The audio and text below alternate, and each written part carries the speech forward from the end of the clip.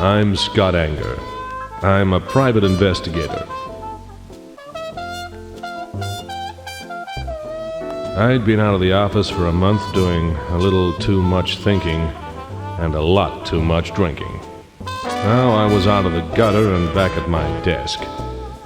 I needed something to get me back into the swing of things. 2 seconds later, she walked in.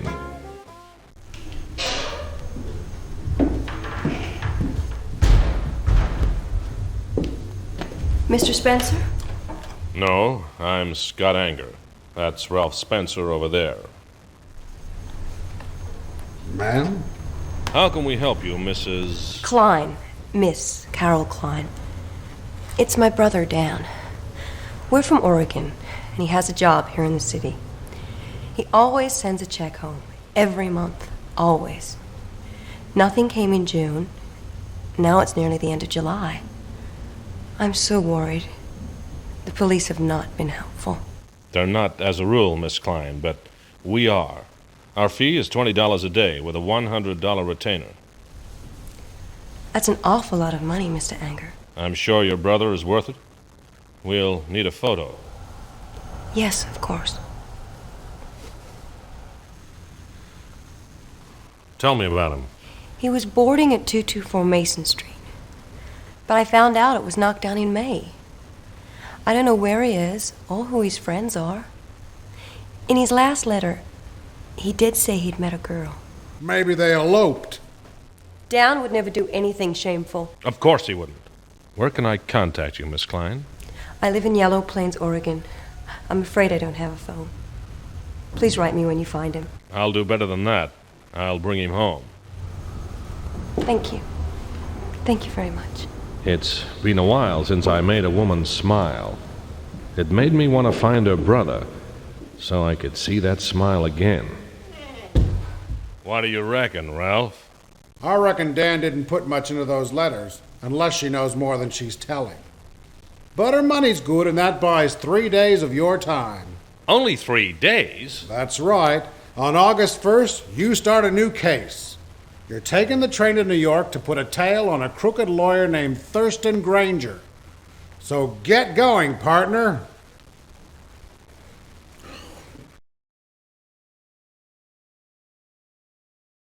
A photo of Angela Donald.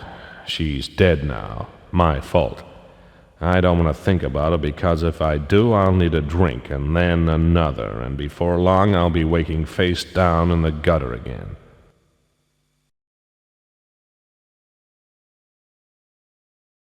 My license. It lets me operate as a private investigator, so long as I don't break the law, cause trouble, and don't chew with my mouth open.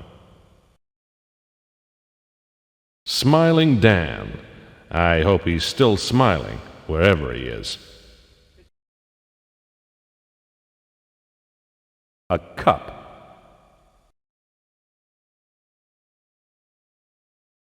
My camera. People take photographs to preserve happy memories. I take photographs of unhappy memories for other people.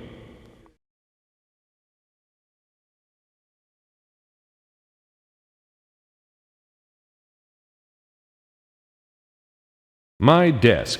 It's old, pitted, scarred, beaten up, and worn out. Like me.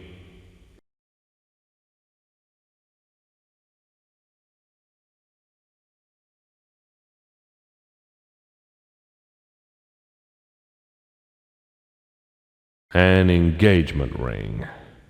I gave this to a reporter called Francine Henderson. 3 months later, she found me in Angela's arms.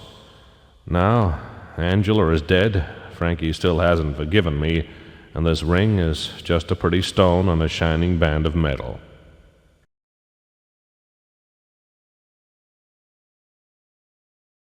Cigarettes. I only smoke when I'm on fire. That's one you owe me. What do you reckon, Ralph? I reckon Dan Klein might have made the news. Check the newspaper. Maybe he's been arrested. Check the police station. Maybe he's hiding out. Check at Jake's joint. Hell, Maybe he's been elected mayor. Leave it, Scott. I'll pay it.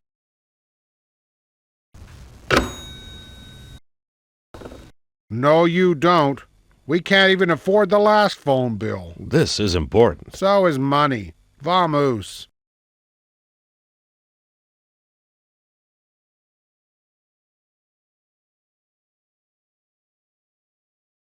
A calendar shows you where the year's gone.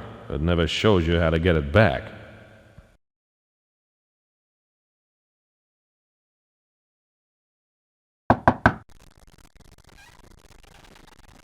I want my rent now.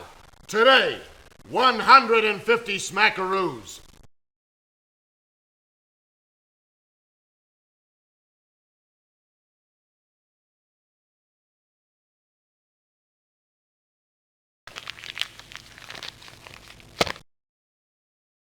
That'll do. But I want the rest in 7 days or you're both out. Thanks for backing me up there, Ralph. Sorry, Scott. I'll handle him next time. Better do a good job. I think he's serious. Not without my hat.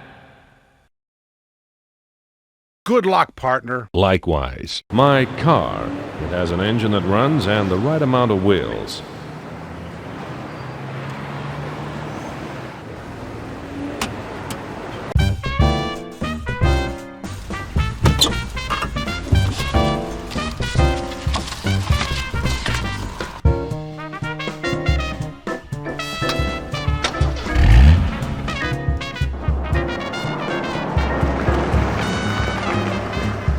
Mac the barber.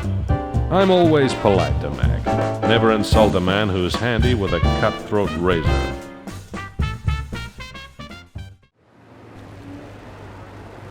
Howdy, Mac. Hey, Scott.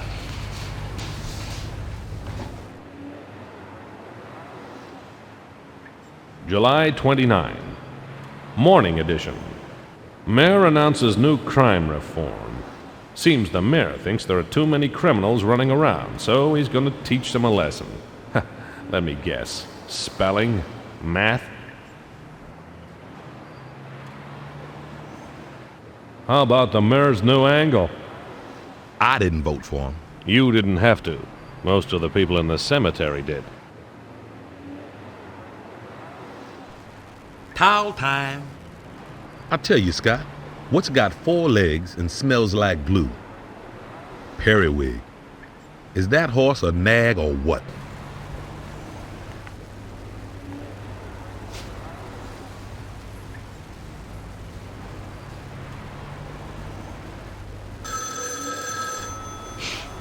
Do you believe it? Tiger's Revenge, race 4, 10 on the nose. Got it.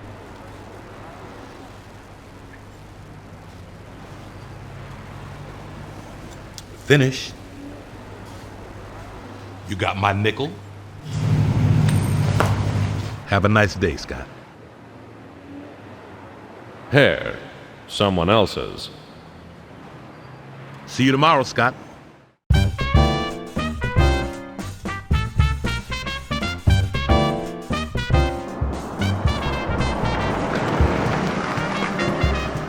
Meg's Diner. Not much wrong with it, except the customers don't talk, the staff are rude, and the food's lousy. Reminds me of home. Meg is never glad to see me, and she never says goodbye. Hello, Meg. You can't buy that sort of honesty.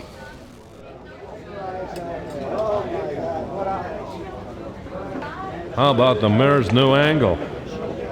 As if I care. Donuts and coffee, thanks.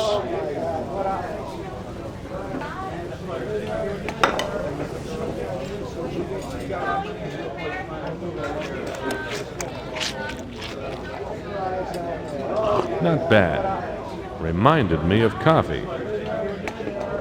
I'm full. I'll save this for later.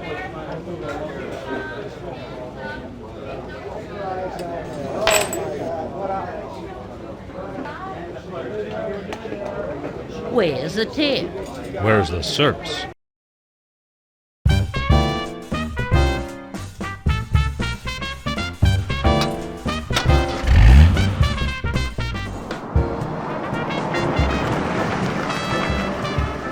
The city police station, guaranteed to contain criminals, police, and bad coffee. Officer Jim Denton.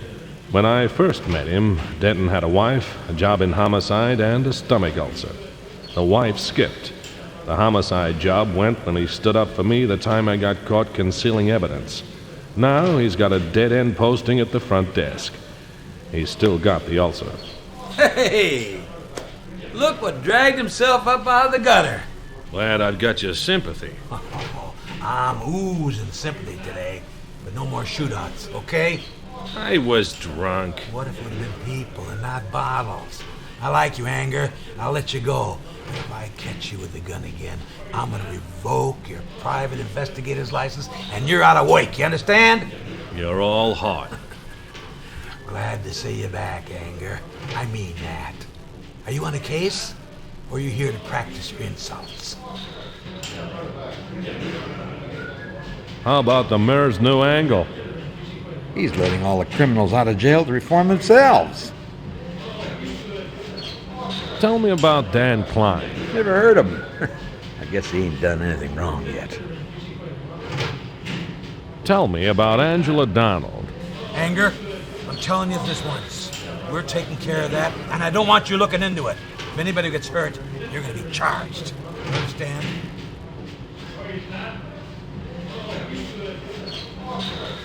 That's Dan Small. Dan Small? Pretty sure. So, Dan Klein is known around town as Dan Small. A man with an alias is a man with a secret.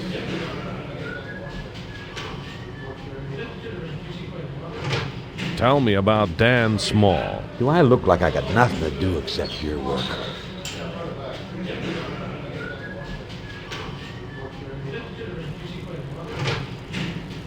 Thanks. I better get a refill.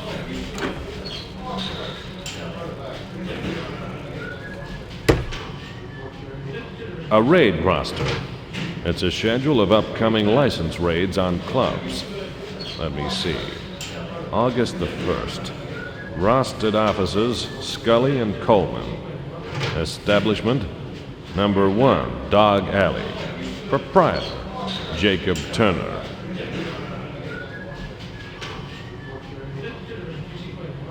The police notice board.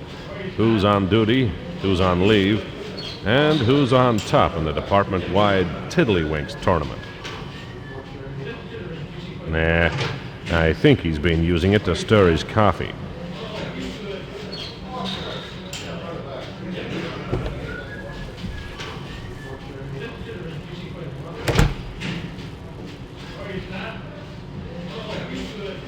Tell me about Dan Small. Small fry, more than likely. Haven't pinned anything on him yet, but I heard he hangs around with lowlife. Got any names for me? No one springs to mind. Stay out of trouble till I see you again. Depends on where you see me. Depends on where the trouble is.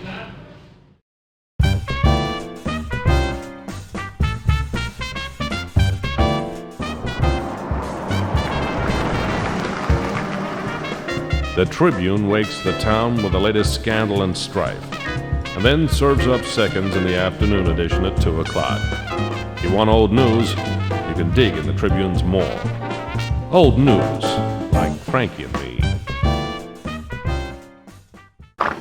Frankie Henderson. It's a man's world, so she got a man's name to work in it. We had a thing going once, but then she found Angela and I together, close together.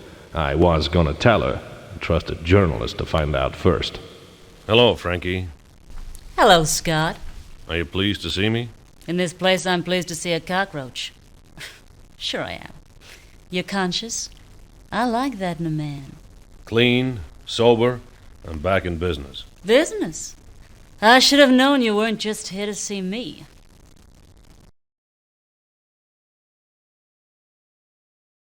How about the mayor's new angle? He's gonna get the criminals off the streets by giving them jobs at City Hall. Tell me about Dan Small. Never heard of him either. What is it with all these guys named Dan? Newspapers don't write themselves, Scott. I'm busy. Tell me about Angela Donald. You'll never forget her, will you? She'll always be between us.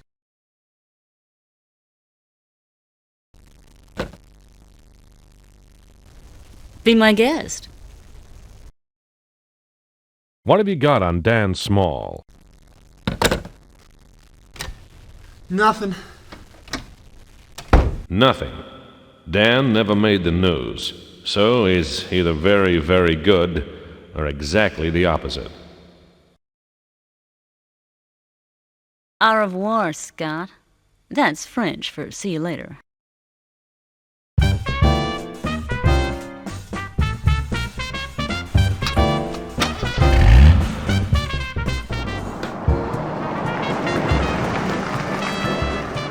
My office. It's on the second story of an old brownstone facing the street. It suits me. I can keep an eye on my hubcaps. They're worth more if you've got the full set. Here I am again. Every private investigator has an office, same as every dog has a kennel. Mine doesn't have quite as many old bones lying around.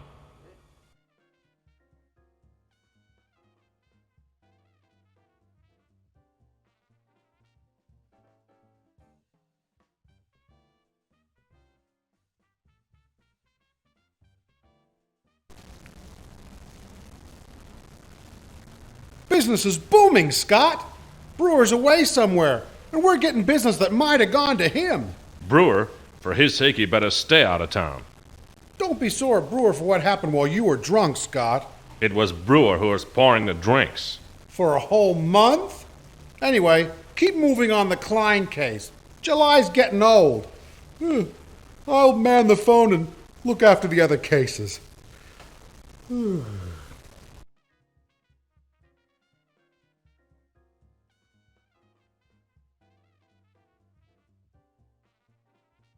People tend to object if you waste their time. People tend to object if you...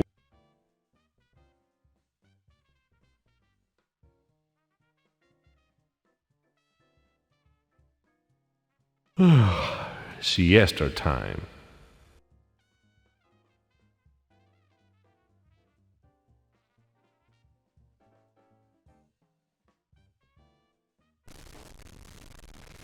Good night, partner.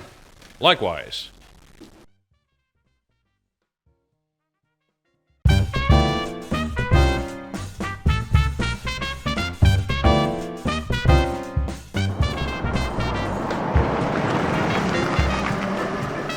Jake's joint.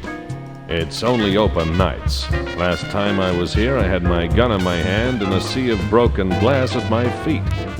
I hope Jake's memory is worse than mine.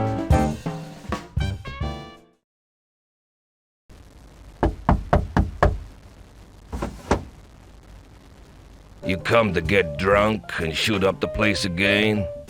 Beat it, till I can think of a reason to start liking you.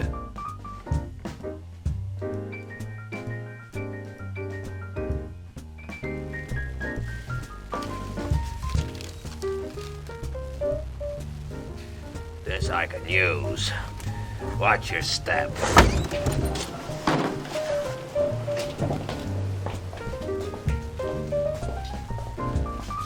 I'll let you in, but I ain't gonna serve you. Sit with your pals.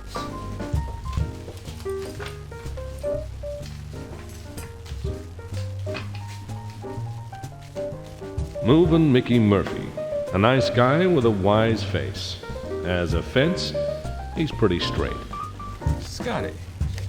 Ashley McPherson goes by the name of Gigi. He plays the ponies. Hey, Anger.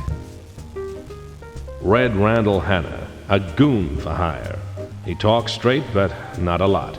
He's got more morals than a piranha, but it's a close call. So, who's for a drink?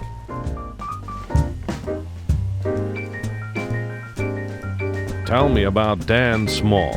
What are you doing? You know the rules. You lay a bet, you play a hand. You ask a question, you get an answer. You don't play, you don't learn nothing. How hard is that already? The poker game. Minimum bet is $1. Table limit is 20. Some nights I nearly lose my shirt, but the table talk is worth it. I get my best leads here.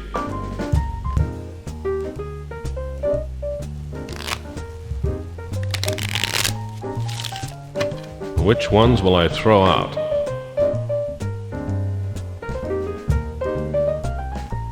Two, thanks, Mickey. 2 for me. 3 my way. 3 cards.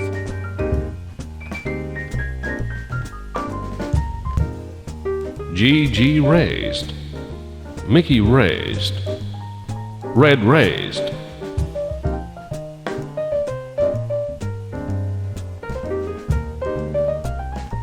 GG raised. Mickey raised. Red raised. GG dropped. Mickey dropped. You win, Seamus. Okay, Scotty. What do you want to know? Tell me about Dan Small. No. I haven't seen him around lately. No. Yeah, he used to hang around with Freddie Creel. They were as thick as thieves. Thick as thieves. That's funny, thieves.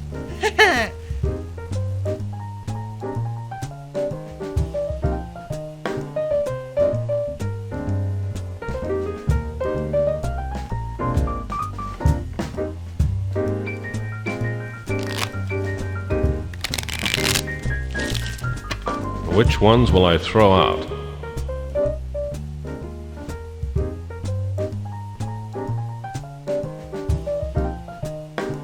Two, thanks, Mickey. 3 cards here. I'll take 1. 3 cards.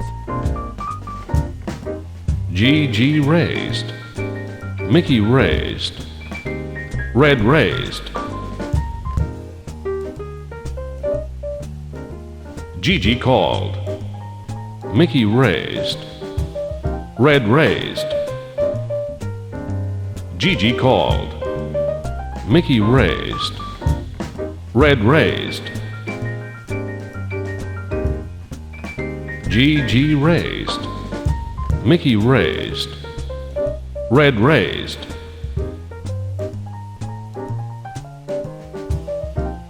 GG called. Mickey raised. Red raised.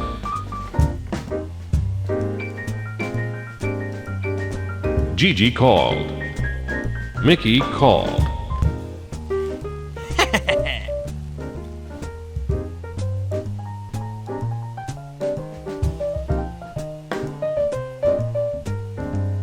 Okay, Scotty.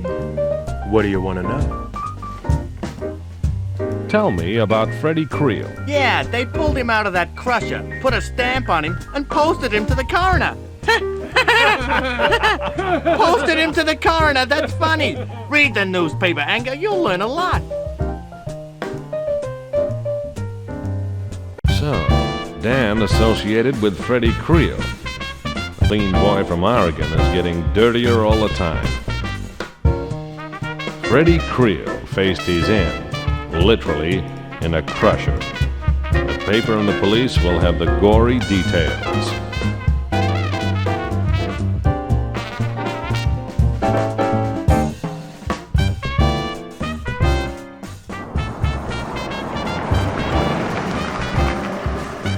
Back at my office.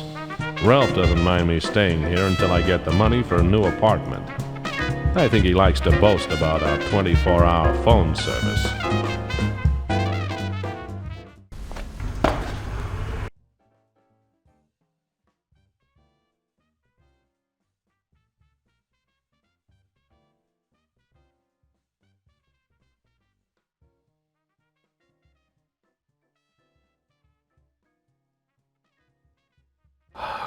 Bedtime.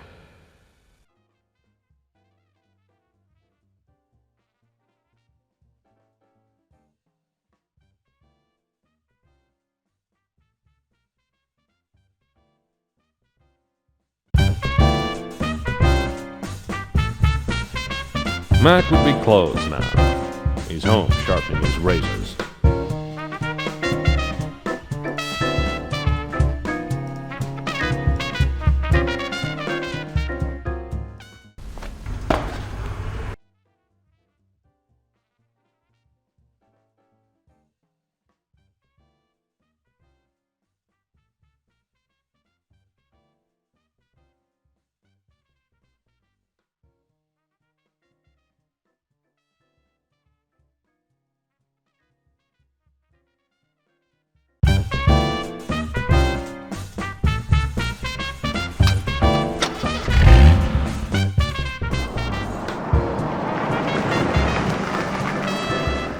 back at Max.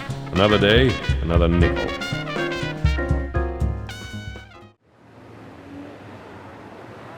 July 30. Morning edition. How about this heat? A record for July. Can't argue with that. It's been hotter than a torch singer's lullaby, and drier than a martini that's 99% gin. Towel time. How about that Freddie Creel guy? I bet they had to slide him under the pearly gates.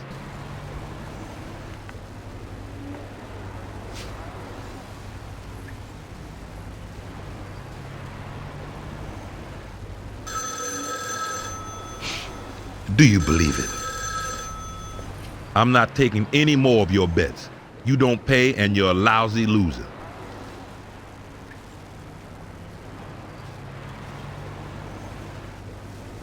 Finished. You got my nickel? Have a nice day, Scott. See you tomorrow, Scott.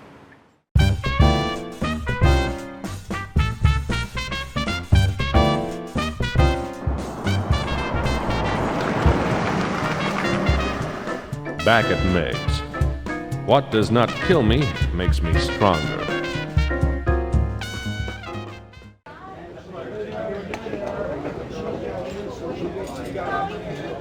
Donuts and coffee, thanks.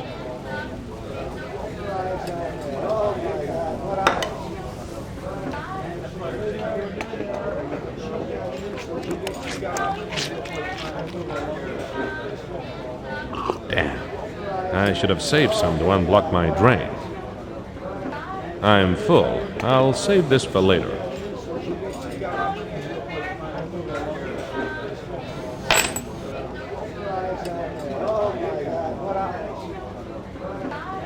Where's the tip?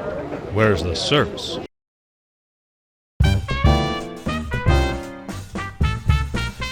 The Tribune's open, but none of the journalists are there. The typesetters and cleaners can't help me.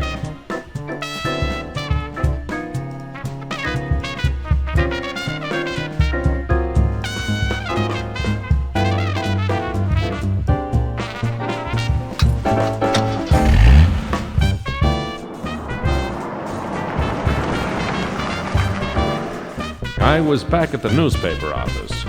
You wouldn't read about it. Hello, Frankie. How you doing? Better than you. You look sick. You eating properly? Yeah. Hey, come eat with me. No thanks, no time. Besides, I thought you were still drinking your lunches. What have you got on Freddie Creel?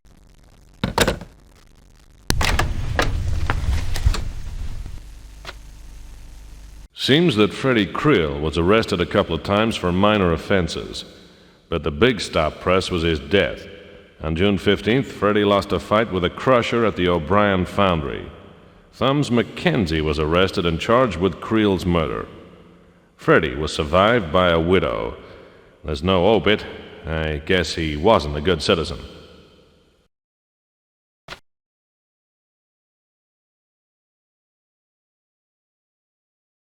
What have you got on Thumbs McKenzie?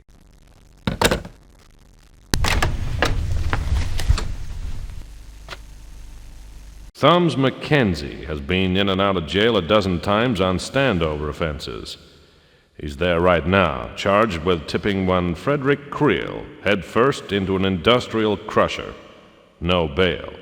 Apparently, Thumbs and Freddie used to be friends.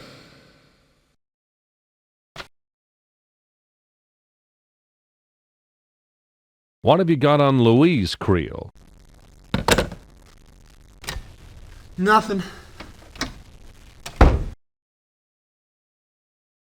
How about this heat? It's not hot enough to melt the editor's heart. Tell me about Freddie Creel. The Creel murder? That story's a month old. It's all in the morgue.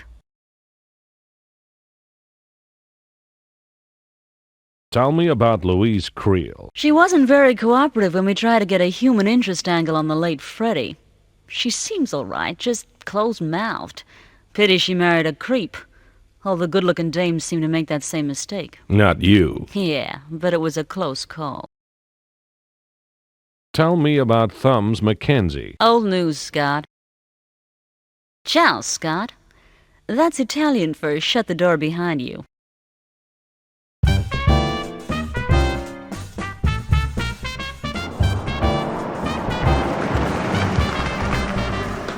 Cop stations are all either small square boxes or large square boxes. Ours is large on account of our citizens' natural tendency towards high spirits. Anger. That's the name on my license. Tell me about Freddie Creel. A small-time hood with big-time ambitions. Too bad for him. Ended up pitched head first into a crusher by one of his business partners. Tell me about Louise Creel. She's never done anything, except marry the wrong guy. Tell me about Thumbs Mackenzie. A two-bit thug who likes to use his hands. We nailed him at the scene of his last crime, the murder of Freddie Creel. Not a pretty sight. Stay out of trouble. What kind? All kinds.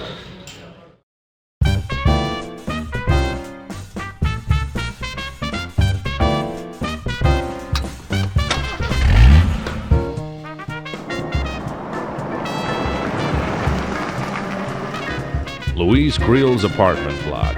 A nice place. It's probably full of nice people with nice cats and nice dogs.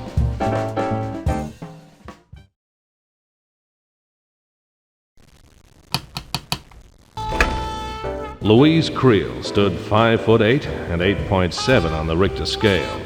She had legs that wouldn't quit. I figured she'd be exhausting to be around. I'm Scott Anger. I'm a private investigator. I'm looking for Dan Small.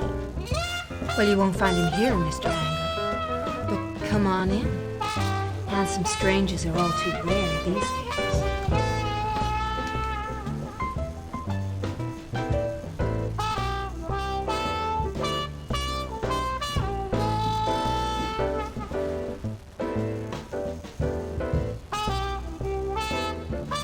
Make yourself at home, Mr. Anger. I'd like to ask you some questions, Mrs. Creel. I'm sure you would, Mr. Anger. Can I call you Scott? I don't think so. Then I'll be calling you Lulu, you'll be calling me Scotty, and then we'll be running away together. That's quite an imagination you have there, Mr. Anger. Tell me about Dan Small. One of my husband's associates. He visited once or twice when Frederick was alive. When did you last see him? I don't remember. I don't much care. You don't like him, Mrs. Creel? He doesn't like me. Sometimes I wonder if he talked Mackenzie into the murder. Who wants to find Mr. Small? My client. I can't say more than that, Mrs. Creel.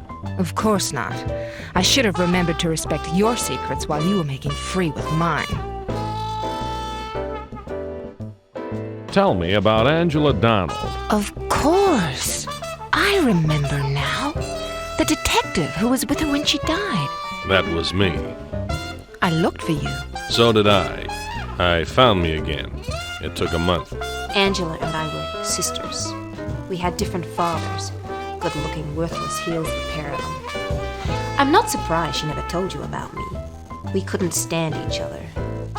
We hardly saw each other in the last few years, but since she's been dead, I felt so hollow inside, as if a part of me was dead. Tell me about Freddie Creel. My husband was a man, Mr. Anger. Not a good one or a bad one. He deserved better than he got. I don't think so. He got you. Thank you, Scott. What did your husband do exactly, Mrs. Creel? Nothing much. He inherited. Some from his family and some from me. I think he had other ways of making money, but he never talked them over with me. Tell me about yourself. You first. I'm Scott Anger, self-employed as an investigator. Not married, no pets, children, or ulcers that I know of. The things we don't know are always the most interesting. You haven't told me about yourself. No, I haven't, Mr. Anger. But then again, neither have you. Tell me about Thumbs Mackenzie. I hope he burns. I hope they fry him to a crisp. Yeah, sunny side up. So why do you think he killed your husband? He said that Frederick owed him some money. That's a lie. Frederick would have told me. I'd never seen the man before.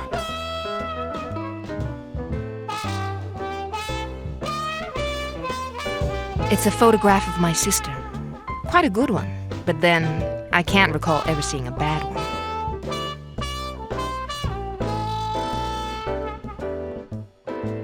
He's much more pleasant in a photograph than he is in the flesh.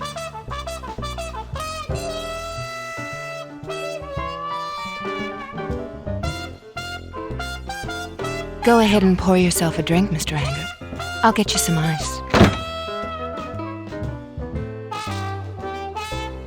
I'm sure she won't miss this.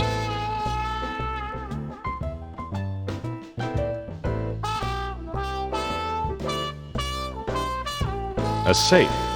I wonder how safe.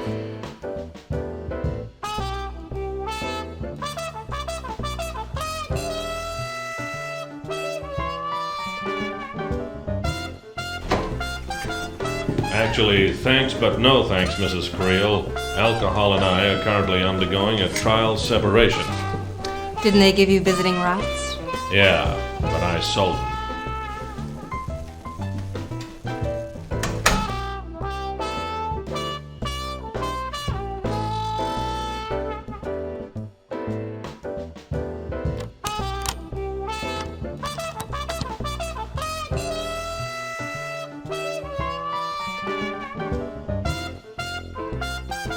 Holiday snaps. Or maybe not. Here's one of Louise standing out front of the First National Bank down on Main. It's not one of the 7 wonders of the world. I think the interest here was not in the architecture.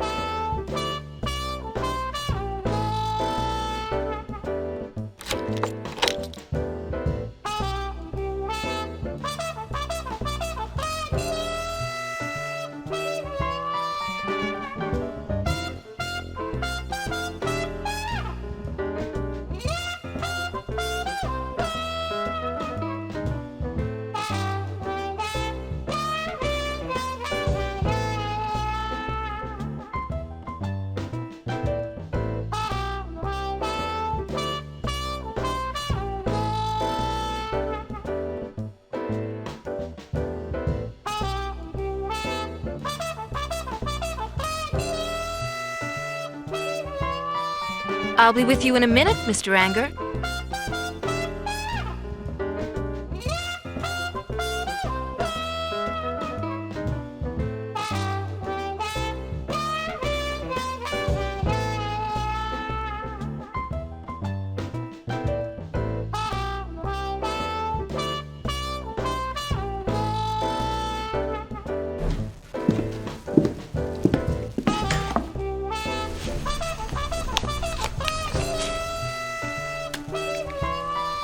No thanks, they make me cough.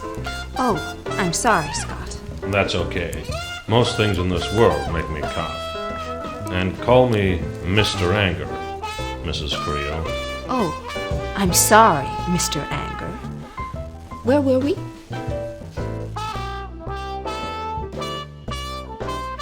What do you know about the diamond robbery at the First National? Oh, Mr. Anger. I'm worried that Frederick might have been mixed up in that business. He never told me anything, but I remember he took some photographs of me outside the bank. I don't know more than that. Can't we just let the dead rest in peace? We can, but the police usually don't. I won't take up any more of your time, Mrs. Creel. You're welcome to, Mr. Anger. A widow can get lonely. So can a detective. It was a pleasure meeting you, Mr. Anger. I've never met anyone in this whole rotten business that was so polite. Do come and see me again. Good night, Mrs. Creel. Well, she seemed to like me, but I didn't learn much. I need to get a better look around the joint without Mrs. Creel watching. When she's looking right at me, somehow I don't much care where Dan Small has got to.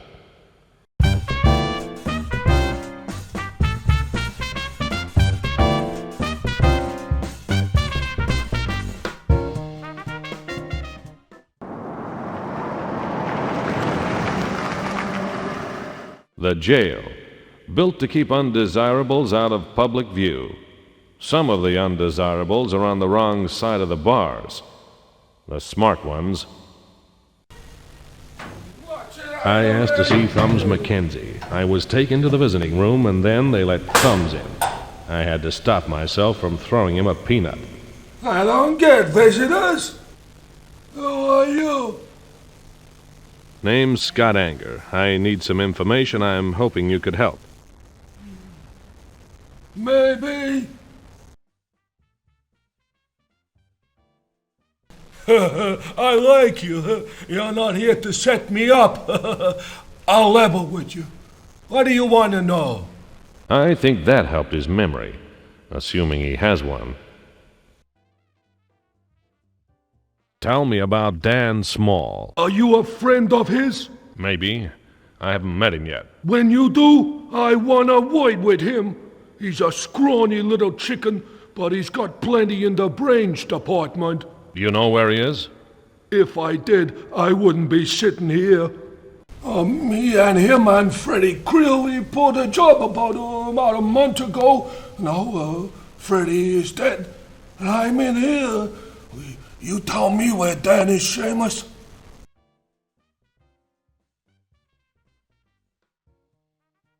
Tell me about Angela Donald. That nightclub singer. She was a classy number. I was sure sorry to hear someone gave her the business.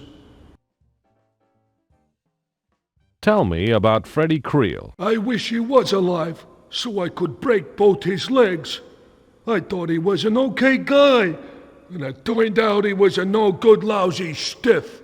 He called me to say to meet him for the payoff after the job. He said I was lucky to get 10% when we'd agreed one trade. I got there, and Freddie was dead. Then the police showed. Tell me about Louise Creel. She's a real looker. Her sister Angela was a looker, too. What do you know about the diamond robbery at the First National? I heard about that. A nice haul for somebody, huh? Look, I might know something about that, but it'd have to be worth my while. You get me? Find Dan Small, and the three of us can have a little chat. Tell me about yourself. I'm a good guy, mister. I don't make trouble. I stick up for my friends. Someone set me up and I'm taking the fall, but I ain't complaining.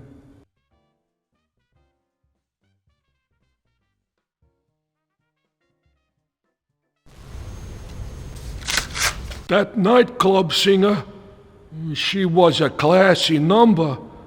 I was sure sorry. She was Dan's girl. I guess he has other things on his mind now.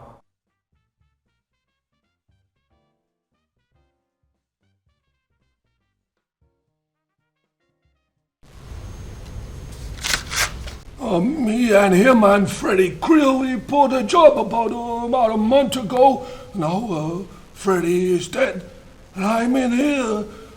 You tell me where Dan is, Seamus? Thumb's story had the honest ring of a man too stupid to lie convincingly. I was inclined to believe him. But if he didn't kill Freddie, who did?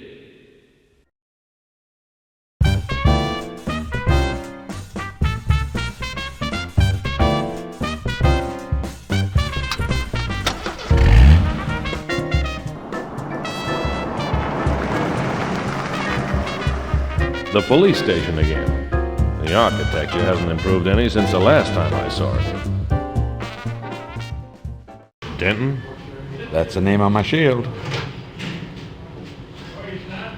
What do you know about the diamond robbery at the First National? Sparkle debarkle.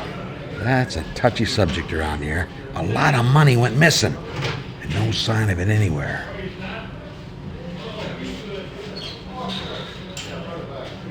Stay out of trouble.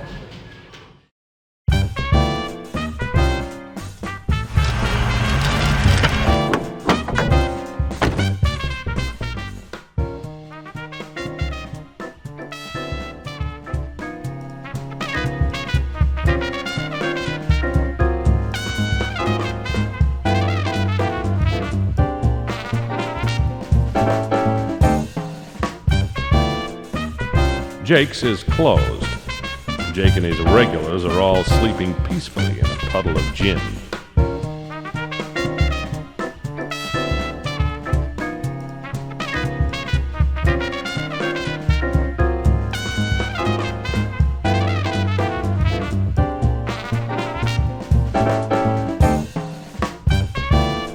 I'm pretty tired.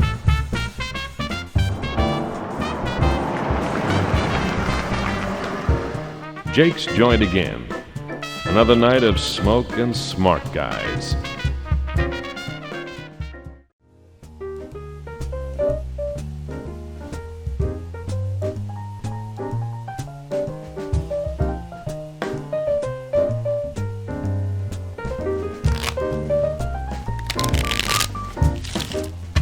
Which ones will I throw out?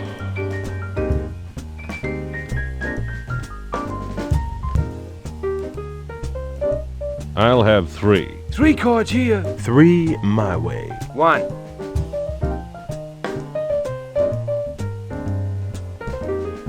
GG raised. Mickey called. Red called. Great!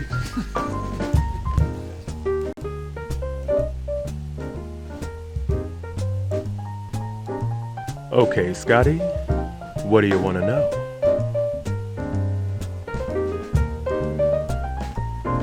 What do you know about the diamond robbery at the First National? Sorry, Anger. We don't know nothing about that, but keep trying.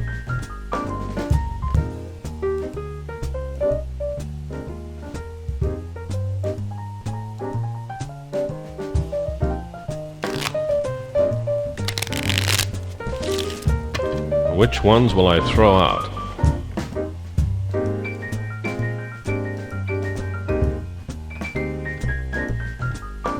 I'll have 3. 3 cards here. 3 my way. 1.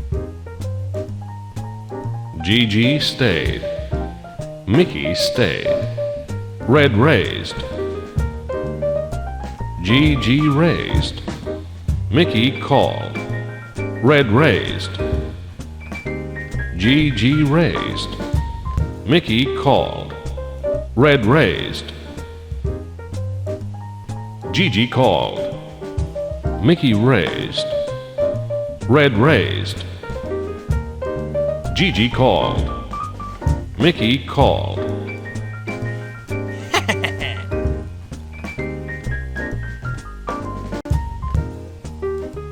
Okay, Scotty. What do you want to know?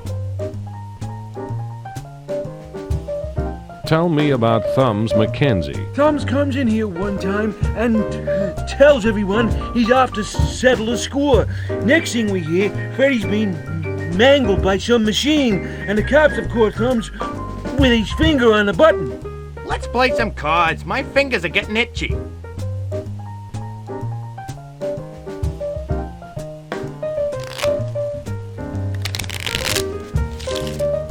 Which ones will I throw out?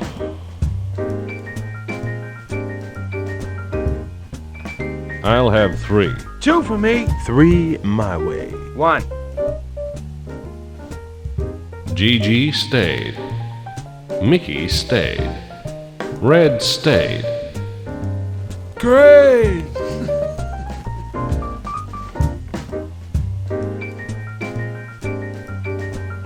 Okay, Scotty. What do you want to know?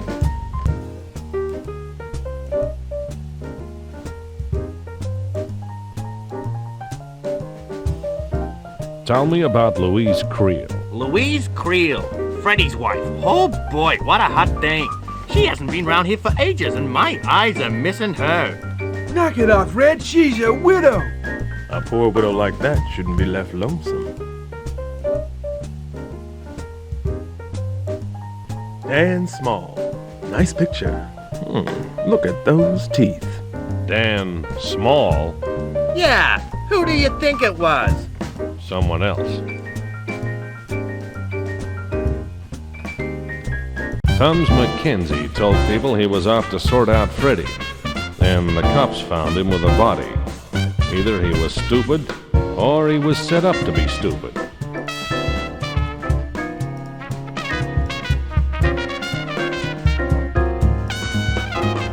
I'm pretty tired.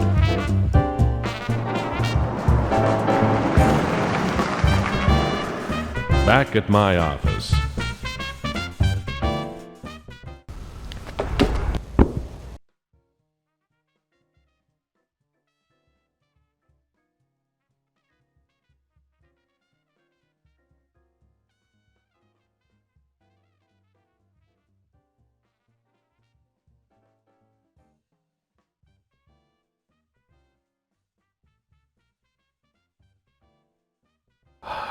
Bedtime.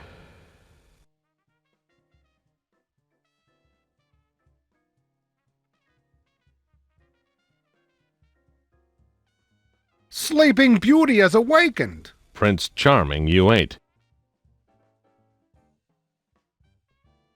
Good luck, partner. Likewise.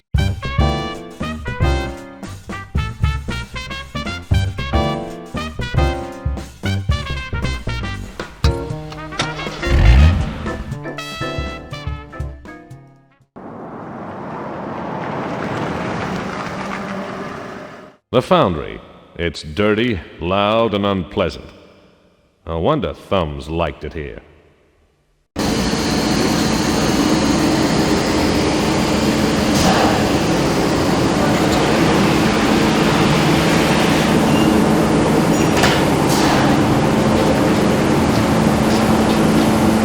I paid the foreman $1 for directions to the murder machine. The smell of death was still hanging in the air.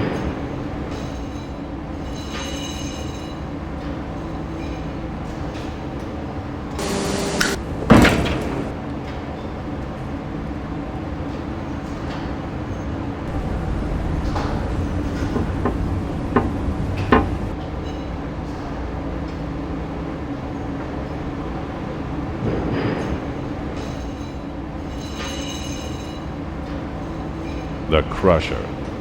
If a machine had a soul, this one's would be blacker than Ralph's teeth.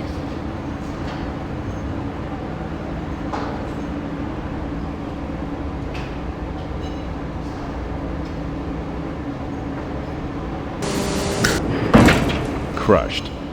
Now I can change a tire from under a garage door.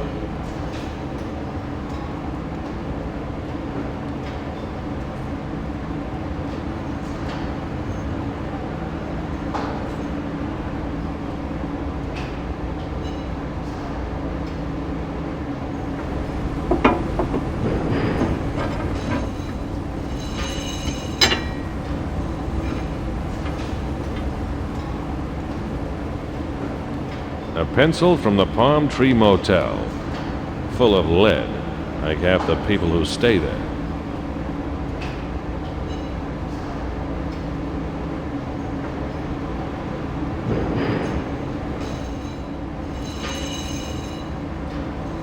Palm Tree Motel pencil could be a lead, or it could be a pencil.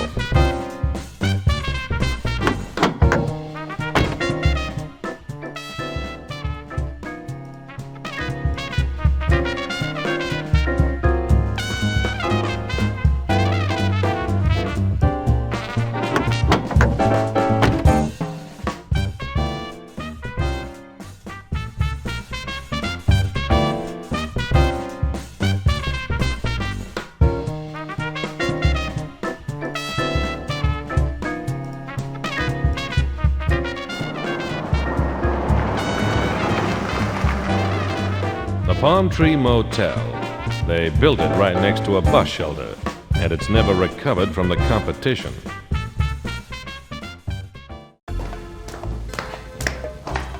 Aloha. A nice place, if you think hospitals and prisons are the latest word in interior decorating.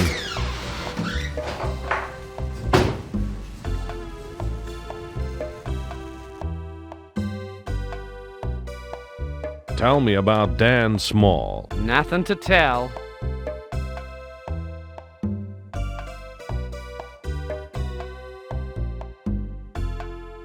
This guy ever been here? Ah, never seen him.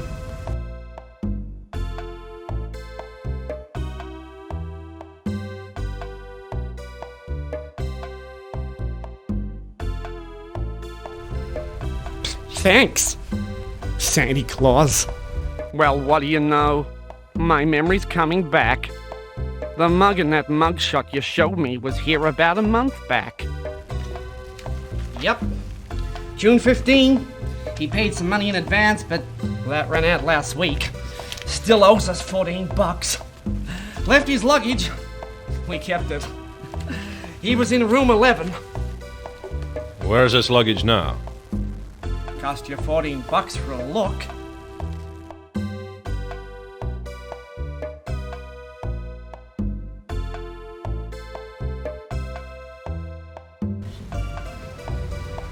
It's all here!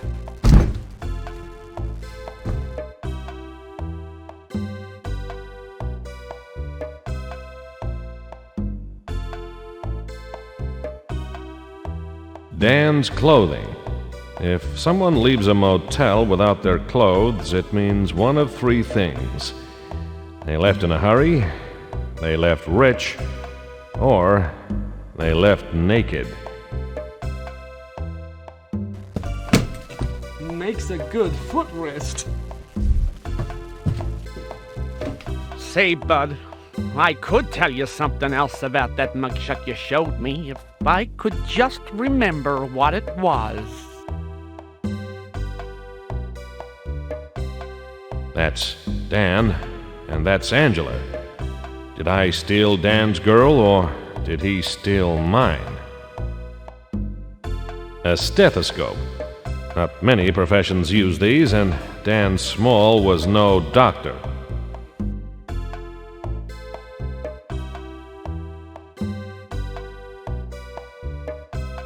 Does that help your memory? That it does. You ain't the only private dick flashing that photo. Had a big guy in a few weeks ago. A New Yorker. Carl Brewer. Whoever.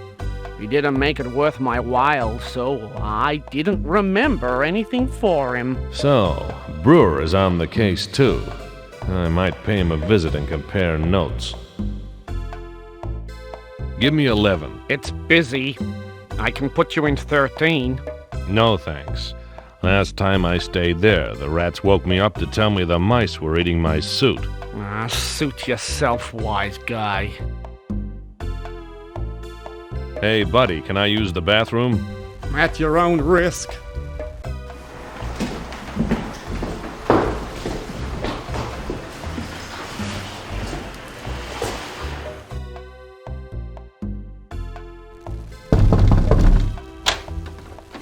Do not disturb, mister. Can't you read?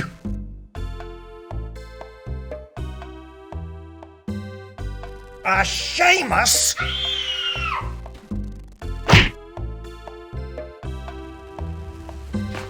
Room's free.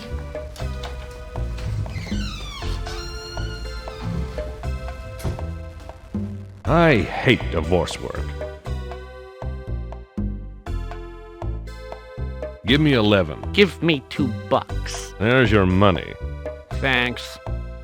And I hope your stay is like a tropical holiday here at the Palm Tree Motel.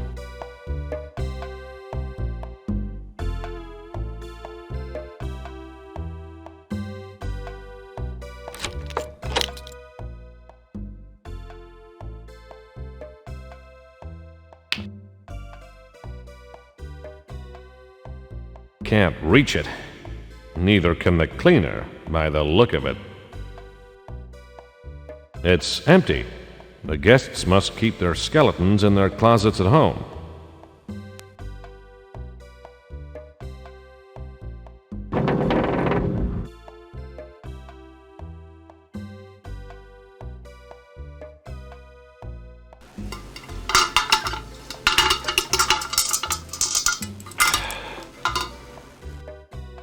A railway locker key, 29B. Looks like someone left something at the station, something they wanted to hide.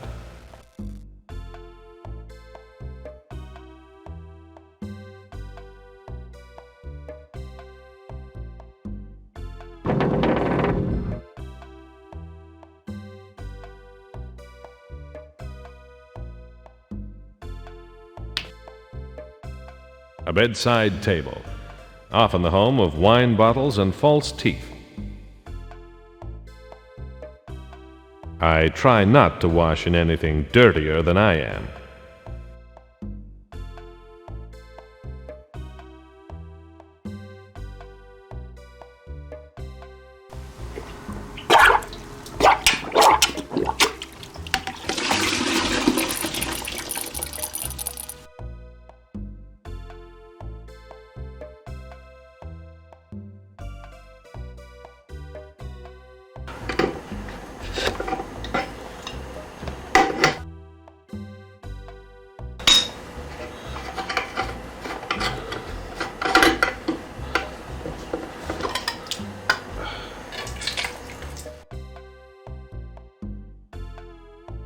A diamond in the drain. Not bad. I wonder where this little baby came from. I'd sure like to meet the rest of its family.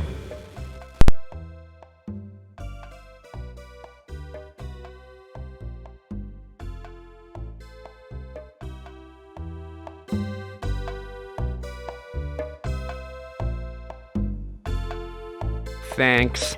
I hope your stay was like a tropical holiday here at the Palm Tree Motel.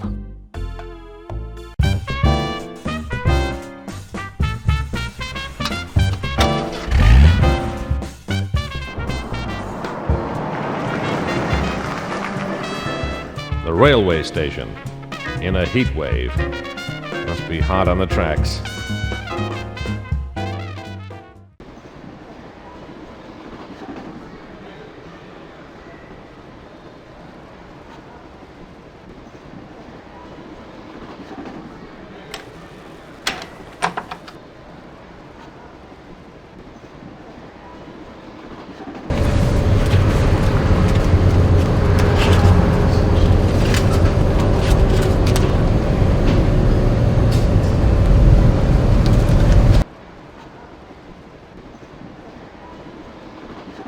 Now I've got my own place to hide things.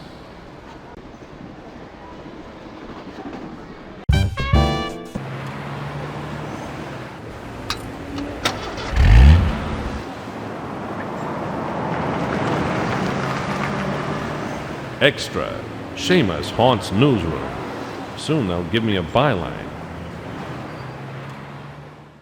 Say, Frankie, do you still do a roast the way I like 'em? Quit fishing for an invitation, Scott. Until we've both forgotten a little more. Or remembered. Always the wise guy. You'd wisecrack to the gates of hell. Sometimes it just isn't funny. Sometimes it isn't meant to be. You're looking haggard, Scott. Try shaving. I did. I didn't like it. Then try again.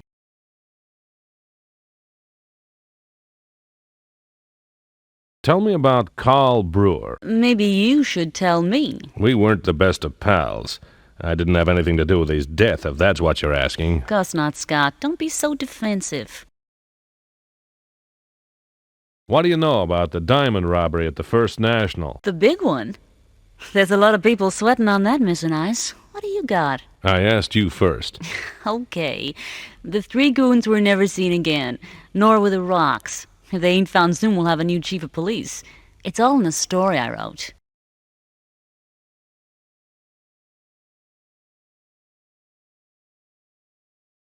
What have you got on Carl Brewer?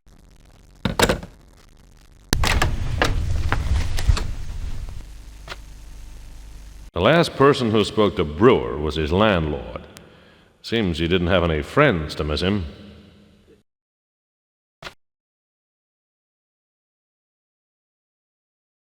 What have you got on the First National diamond robbery?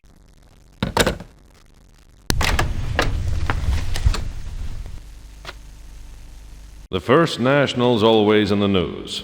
The big story was the robbery on June 15th. 3 bandits got clean away with a load of diamonds. The police turned up just as 6 armed men did. They weren't just helpful citizens. There was a shootout before police captured the lot. The 6 are all in jail pending trial on firearm offenses. No bail. No further news of the diamonds. You're excited. I can tell your ears wiggle.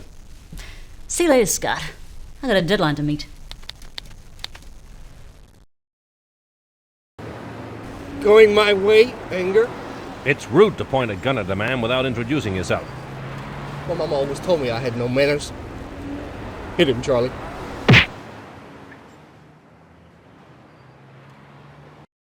I didn't know how long I'd been out. My head hurt and I stank of ether.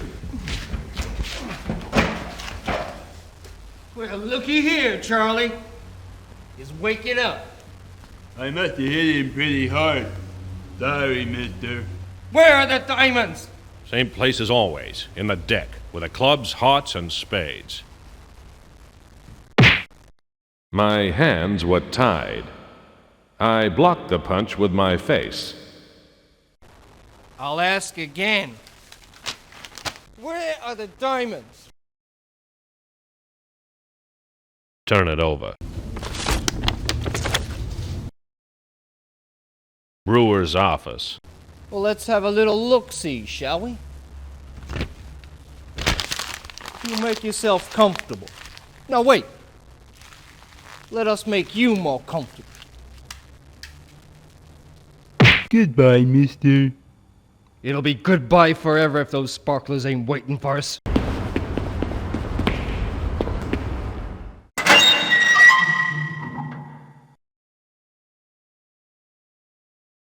They did a number on me, but I still got my wits and my teeth. Better start using them.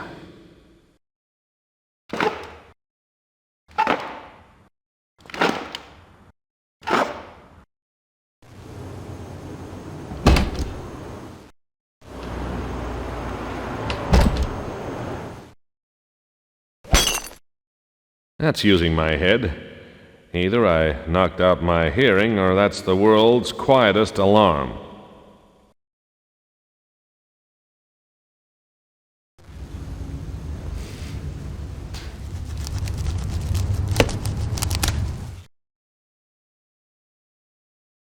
Looks like those 2 comedians took everything of value.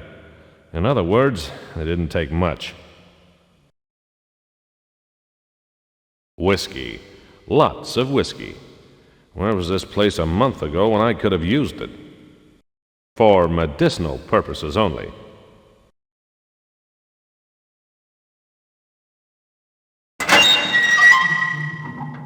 They could use some oil on this thing. Oh, and I could use some ice on these bruises. My car was outside with the keys in the ignition. Looks like hired goons only come in 2 varieties: dangerous and stupid.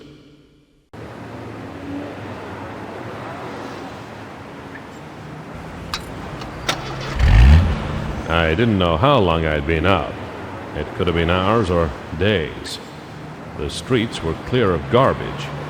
It could have been years.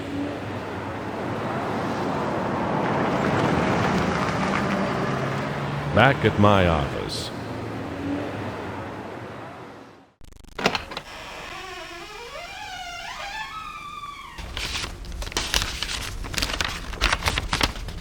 A note. Looks like I had a visitor who got tired of waiting. Scott, I need you urgently. Please come at once. Louise. Louise Creel needs me urgently. Things are looking up. Scott, you better have a damn good reason for being... Jesus. Lucky you don't have any good looks to spoil. What's the story? I gave him the story. Quite a vacation. I'm glad you survived. I had to give the Granger case to the Pinkertons, but I won't hold it against you. You missed some excitement here. We had a break-in. Things were messed up some. This case is getting out of hand. It ain't the first time we've been done over. It won't be the last. I guess not. Good night, partner. Likewise.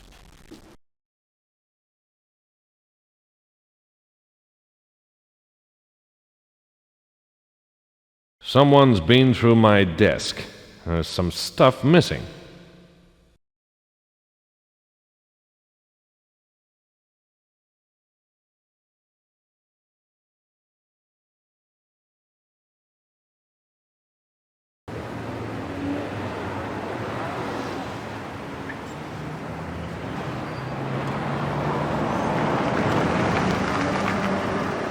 The Creel apartment. Every time I visit, I learn more. Most of all, I like to learn more about Mrs. Creel. Louise let me in straight away. Oh, Scott, your face. What happened to you? Never mind that. What happened to your apartment? Someone's been through it. Obviously. Any ideas? Yes. I'm sure it was arranged by a businessman called Joel Jones. Scott, you're a detective. Will you sort this out for me, please? Here's $100. Take it. Okay. You've hired me. Thank goodness. Now I feel safe again. What do you keep in the safe, Louise? My jewelry? Is it still there? No. I don't know how they knew the combination. Can I have a look? I suppose so. The combination is 5 clicks left, 8 clicks right, 1 click left. I'd call that empty. What did you expect? Those insurance papers are nowhere to be seen, and I can't ask about them without admitting to breaking in myself. Were they stolen, or is she hiding them from me? Mind if I look the place over? I'll show you the bedroom. Lead on.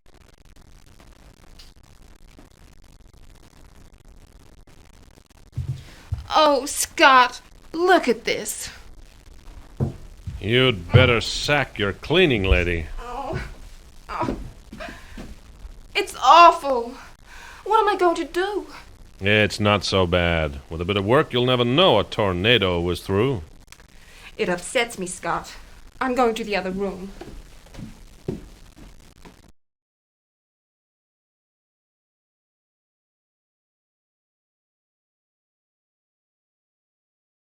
A photo of Freddie and Gigi. Gigi didn't let on that he knew Freddie well enough to go to the races. A man with one head doesn't need 2 hats. A wide-brimmed hat. Perfect for keeping the sun out of your eyes and for keeping others from recognizing you.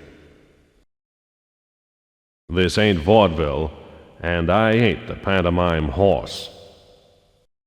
A silver fox fur. No wonder Freddie was reduced to robbing banks.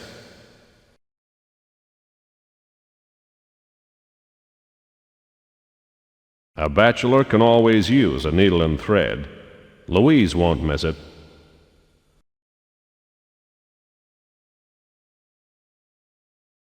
Anything interesting? Bedrooms are always interesting. But, no clues. Sorry. Tell me about Joel Jones. He's been harassing me since Frederick died. He said they had unfinished business and wanted to look around my apartment. I was even followed for a while. Finally, he gave up, or so I thought. What kind of businessman is he? The worst kind. He gets what he wants, and I don't think many of his dealings are legal. Tell me about Gigi McPherson. Mr. McPherson? I don't know him very well. One of my husband's associates. He had quite a few of them. Lots of associates, but no friends. So it seems. What do you know about the First National Diamonds? I don't know anything, Scott. I swear. Tell me about the killing of Angela Donald. I don't know anything about her death, Scott. Do you think it's related to what happened here? I'm sure of it. Tell me about Dan Small. I haven't seen him, and I don't miss him. He was Frederick's friend, not mine.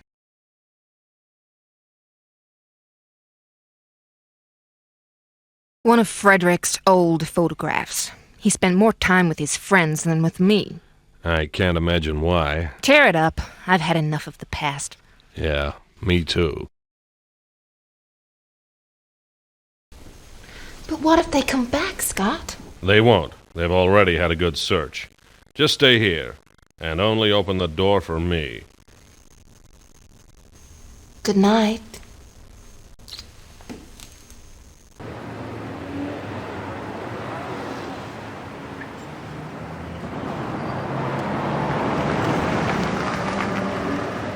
Jake's joint, still a hotbed for criminal activity, and getting hotter. Hey, buddy. Dropped in to watch Gigi lose. Just you. Wait. The blackjack players. Looks like the poker game is short a hand. Red Randalls. We're down to 2 wise monkeys. Tell me about Joel Jones. Big Joe. Well, you know that he runs this town. He does the work, Sanger. Horses, girls, liquor, clubs, you name it. Yep, and 1 in every 3 crims works for him as well.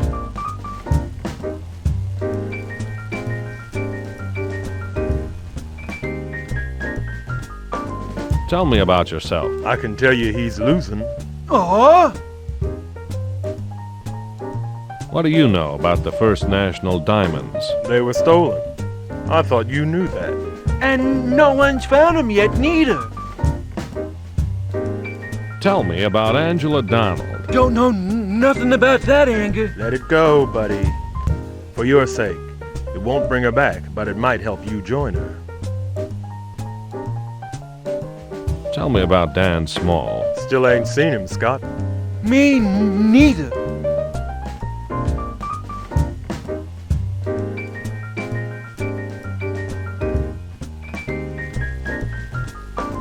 Hey, nice pick. You boys go out often? Shut up, Mickey. Yeah, sure, we went to the track a couple of times. What of it? Hey, take it easy, horse man. Looks like we hit a nerve. No, you didn't hit nothing. I just don't like talking about dead people, you know.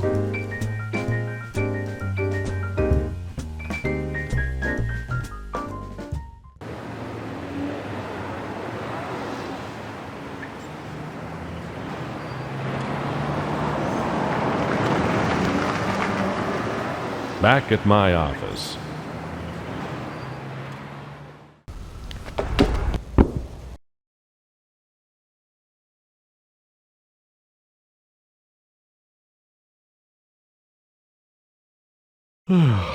Siesta time.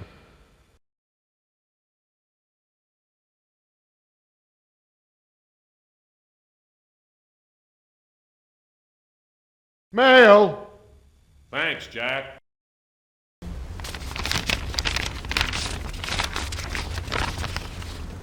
Mr. Anger, we have your girlfriend. No cops or we kill her. You have 5 days to bring us the diamonds or we kill her. We'll tell you where. Your important friends. I don't like this letter. I don't like the men who sent it, whoever they are. When I find them, I'll tell them with my fists.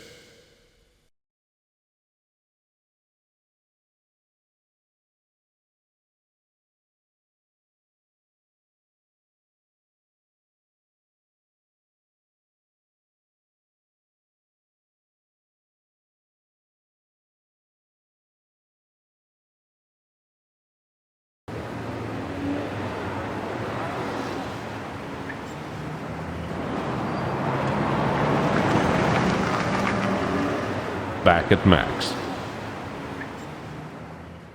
Howdy, Mac. Hey, Scott. August 2. Morning edition. Creel murder suspect slain in jail. Seems Thumbs Mackenzie was found bashed to death in his cell. 6 prisoners are being questioned.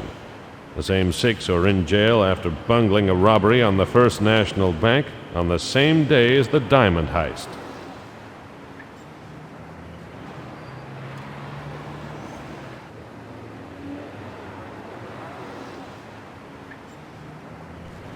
Towel time. Those are some bruises, Scott. You should watch yourself.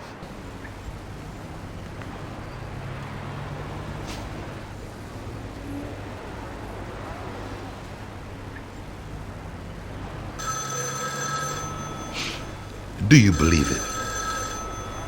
Periwig, 25-1. Sure, I'll take the bet. Slow horses pay my rent.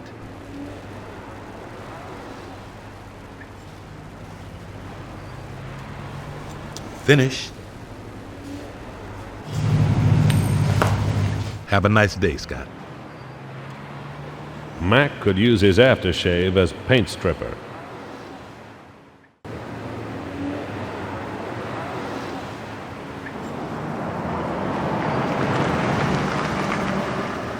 Back at Meg's.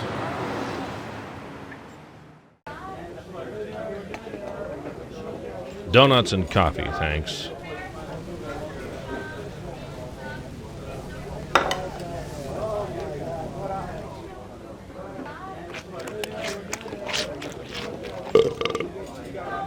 There's nothing like a good cup of coffee. And that was nothing like a good cup of coffee. I'm full. I'll save this for later.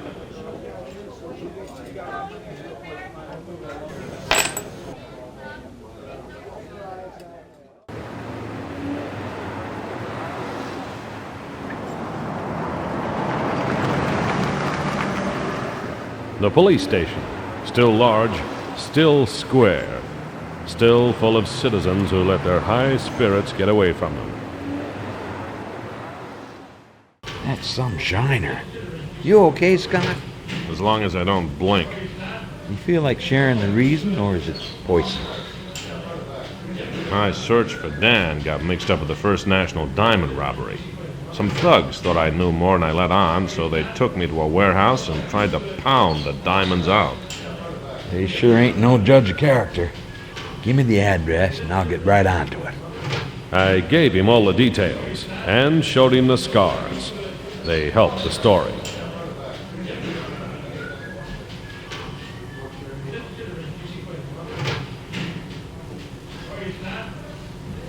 Thanks. I better get a refill.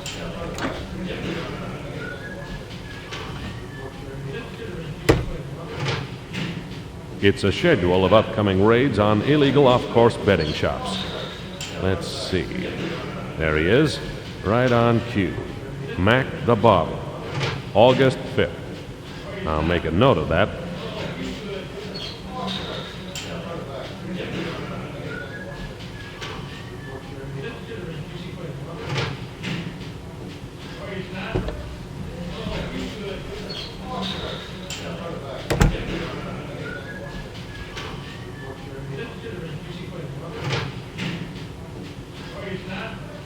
Tell me about Joel Jones. That's one crook that's not behind bars. He's got some friends around here. I shouldn't be talking about it.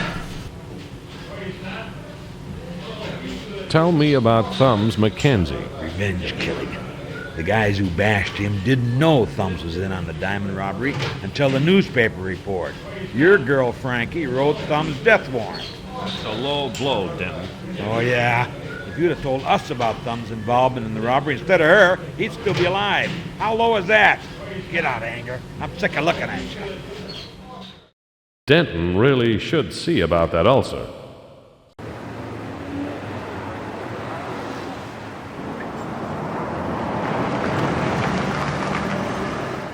Back at the Tribune. I'd better see if any more of my rivals have made the obituaries. Frankie was out, but the news hounds let me in. I'd never seen Frankie's desk without Frankie at it. I thought I'd sit down. This should hide my bruises, as long as it stays dark. It looks better on Frankie.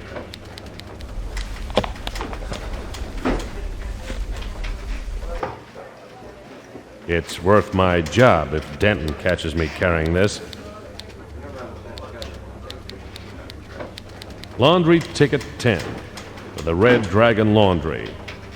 Frankie must have something in for cleaning.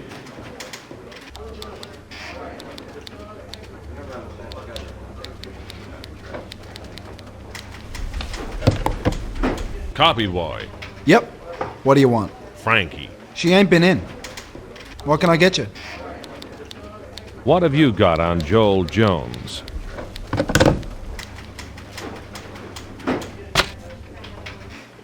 Joel Jones is the big man in town. Lots of photographs of Jones hosting charity galas, doing good works, attending openings, and otherwise being prominent. The most recent is a Society page's gush about the upcoming opening of his new club, the Blue Angel. There's an address for the club and one for his mansion outside of town.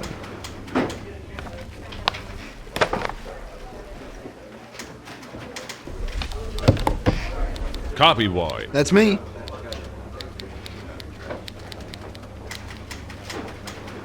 What have you got on Angela Donald?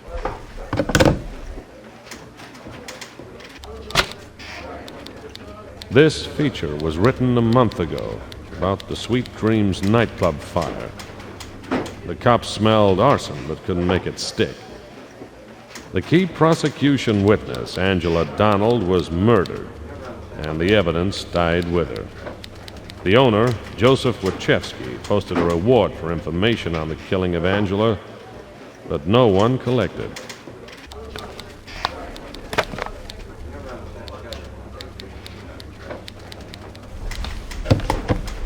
Copy boy. You again? Stick your head out here for a second. So where's Frankie? Out. Where? I don't know. She was working late on the first when two guys came up. Big guy and a small fella. They were talking some kind of exclusive, an interview. She left with him? Yep. In a green sedan. Did they say where they were going? The little guy said something about fresh mountain air. That's all I know, mister. I got work to do.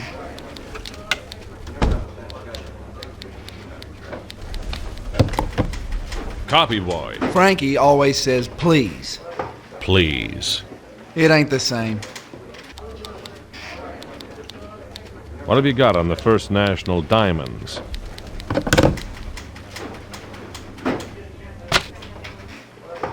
Seems that a daylight raid liberated a cache of diamonds from the First National Bank on June 15th. Witnesses saw three bandits. Two were slim, medium build, one in a gray suit, the other in a brown jacket with leather patches. The third guy was a giant. The three fled in different directions. The man in brown had the ice. Police arrived just as 6 armed men turned up. Police captured the lot. They're all in jail pending trial on firearm offenses. No bail, no diamonds. There's a list of suspects, but no names I recognize. No new leads since Frankie's story.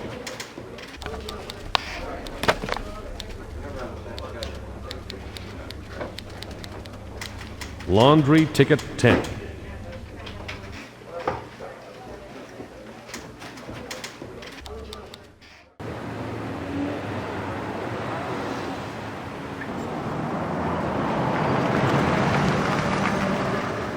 The Red Dragon Laundry. Takes a lot of soap to clean a red dragon. Just what you need in a heat wave. A steam room. Puma.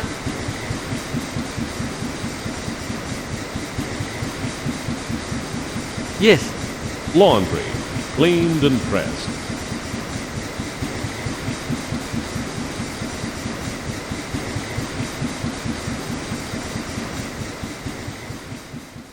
Anger. Don't look around. Jesus, Anger. said don't turn around. If anybody knows I'm here, I'm dead. Hello, Mickey. What's the occasion? I'm worried for you. I don't want to lose a pal. Gigi and Red have been acting jumpy since you started asking questions. If you ask me, they're hiding something. Now Red's hiding himself. He wasn't in the joint last night. Something stinks. Even worse than your poker playing. You can keep the insult, but I'll take the warning. I'll watch my back. You do that. Anything else? I can't stay long. Tell me about Joel Jones. He's a big man, Anger. Cops eat from his hand. You know what I'm saying? Watch who you talk to.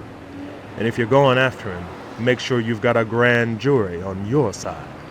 Does he have two goons on the payroll? A little sadist and a big lug? Sounds a lot like Smart Charlie and Dumb Charlie. Stay out of Smart Charlie's way. He's as crazy as snow in July. So I gathered. Tell me about Gigi McPherson. Gigi's jumpy at the best of times, but right now he's spring-loaded. He's been asking me about you. That could be nothing. You're an interesting guy. Thanks.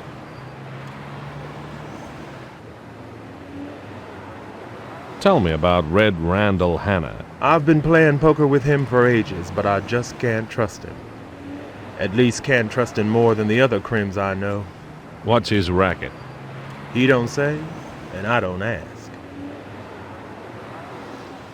What do you know about the First National Diamonds? No one's tried to hawk 'em in this town.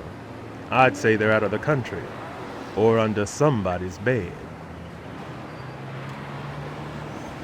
Tell me about Thumbs McKenzie. I heard, but I figured it was coming to him. Seems to me like Thumbs and his partners got a lead on those diamonds and pulled the snatch in front of the nose of another gang. Sooner or later, that other gang was bound to find out. You been stirring all this up, Scotty? Someone has to wear the consequences. Look, I gotta go. Thanks, Mickey. I owe you one. Anytime, pal. And no waving.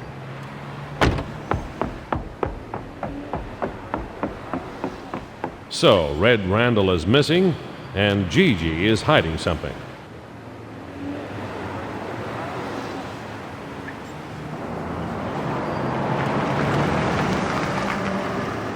Back at my office.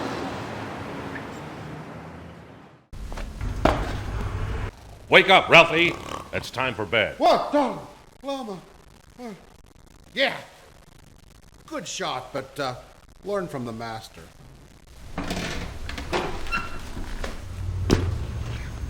Mind the fork, will ya?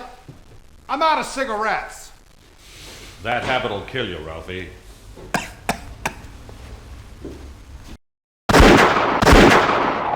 Ralph! Ralph! Ralph! He was wearing brown, Scott. Brown! I should have known I'd get plugged by a hood with lousy dress sense.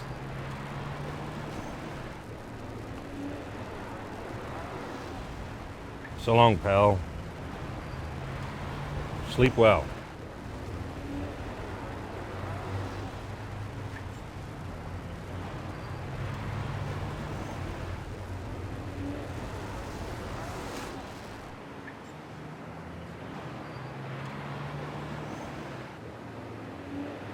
My partner, shot by a man in brown.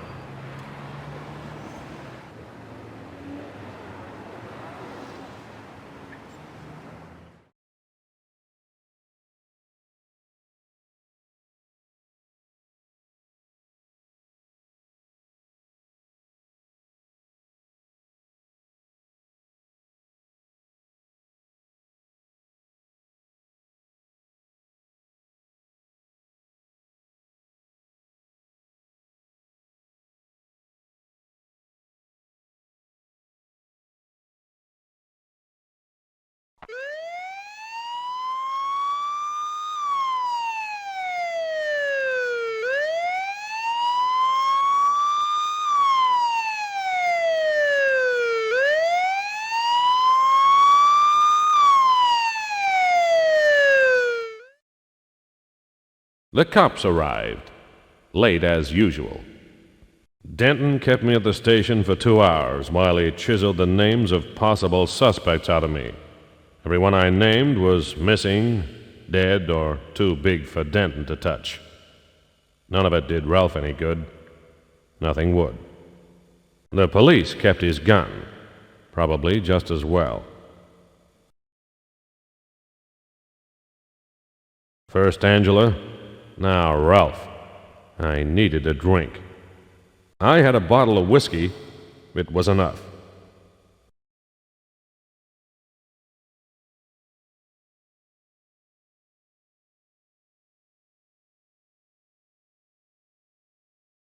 I'm here, but I don't remember crawling here. I'm pretty tired.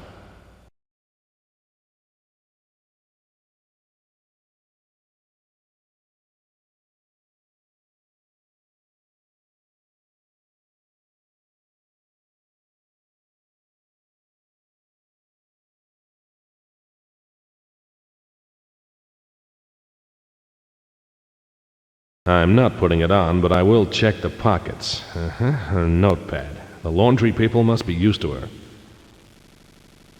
Expose on organized crime. Mayor's new incentive. Scott's case. A link? Joe Jones. Blue Angel Club.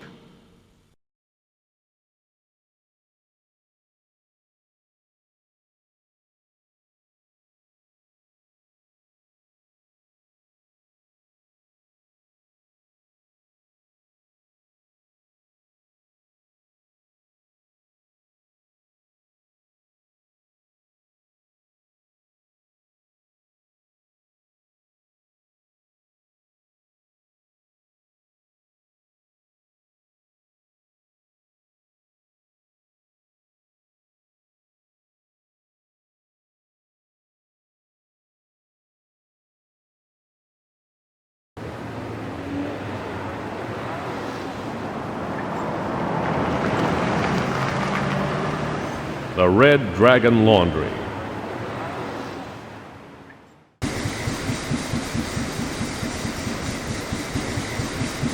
Could you clean this for me? 1/4. Thank you.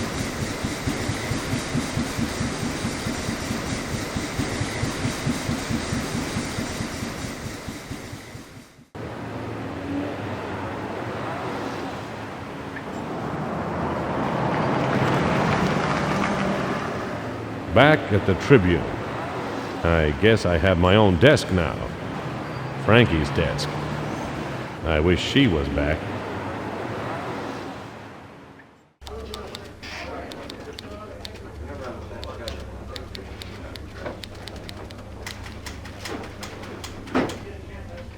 Red ink. I'm ready to start debiting.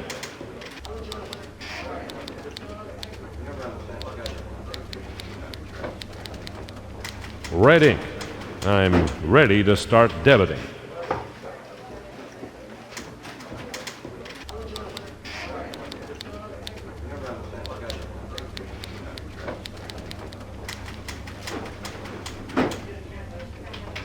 I can change it to 16, 18, 19, or 20.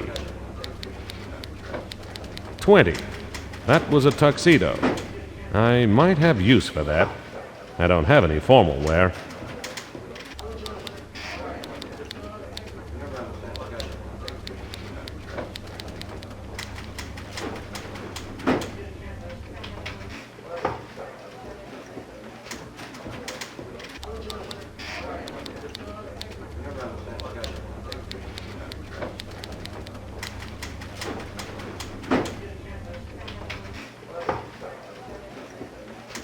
So long as I don't sneeze, it should stay there for a few hours.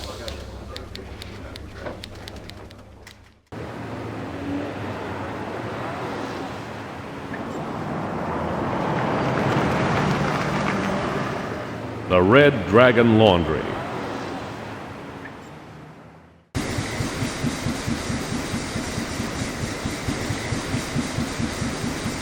Yes. Laundry, cleaned and pressed.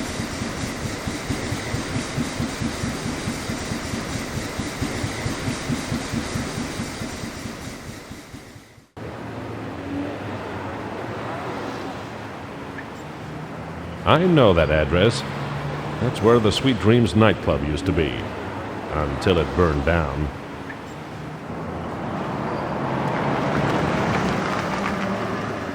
The Blue Angel nightclub. I knew the angel who used to sing here, back when it was the Sweet Dreams. That all went up in smoke. The sign on the front door says, "Opening soon." I'd expect some workers to be getting the place ready, but right now the joint is closed and quiet. I could break in, but maybe it's not as empty as it looks. I'd rather not give someone a legal entitlement to shoot me.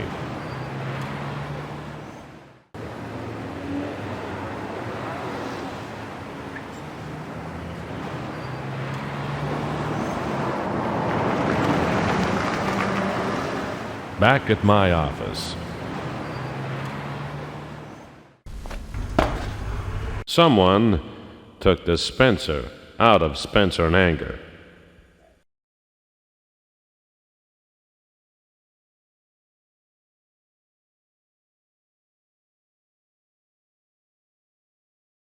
The trousers are too long.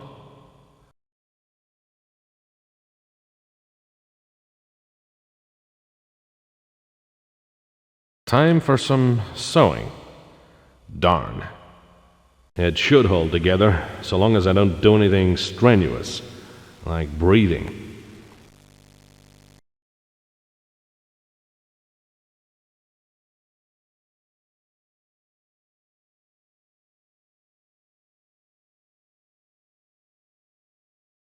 Ralph's chair. It's empty. It'll always be empty.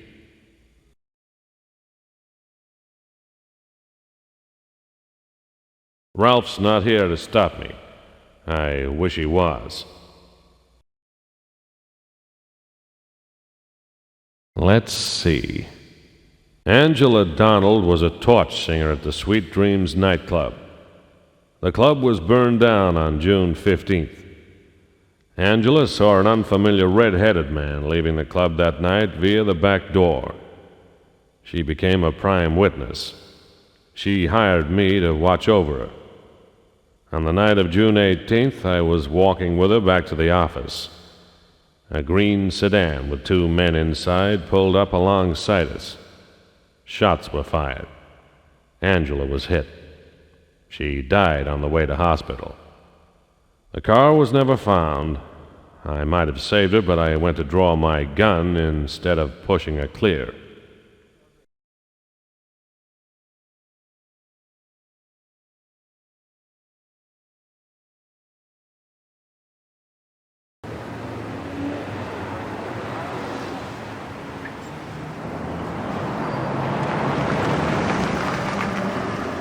Back at Mac's. Howdy, Mac. Hey, Scott, you want me to shave that off or give it a saucer of milk? August 3. Morning edition. Private investigator shot dead in alley. Tell me something I don't know. Something that'll wash this sour taste of grief out of my mouth.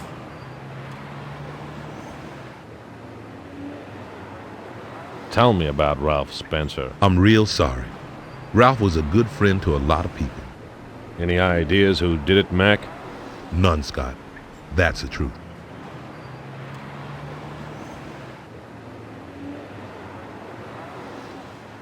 The police are planning a group booking here. No shaving involved. These are the details. You might want to do a bit of cleaning, but you didn't hear it from me. Thanks, stranger. Towel time. You don't know how lucky you are having normal facial hair. I used to go through a razor a day on that Freddie Creel guy.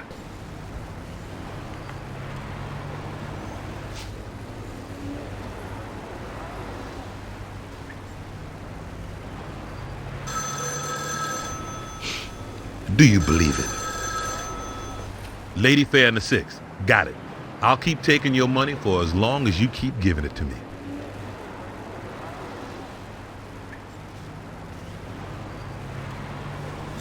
Finished.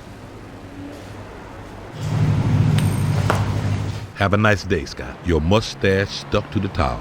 I'll give it a decent burial.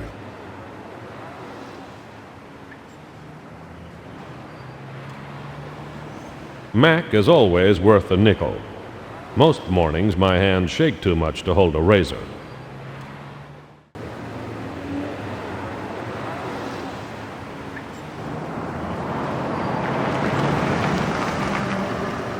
Back at the police station. How you holding up? I've been better. Take it easy, Anger. I mean that. We sent a car around to that warehouse. Nothing in it but a bunch of empty crates. The alarm was broken, like you said. I believe you, but the rest of the boys don't. I'm sorry, Anger. Tell me about Ralph Spencer. Sorry about Ralph. There's a full investigation going on. I know you won't do anything stupid. Revenge is just another kind of murder, Anger. Angela and Ralph were both shot in the alley behind my office. There may be a link to the diamonds. Help me out. Okay, Anger. Anything to find that ice, but let me know what you learn. Don't go running off half-baked. What have you got on the killing of Angela Donald? I'll get it.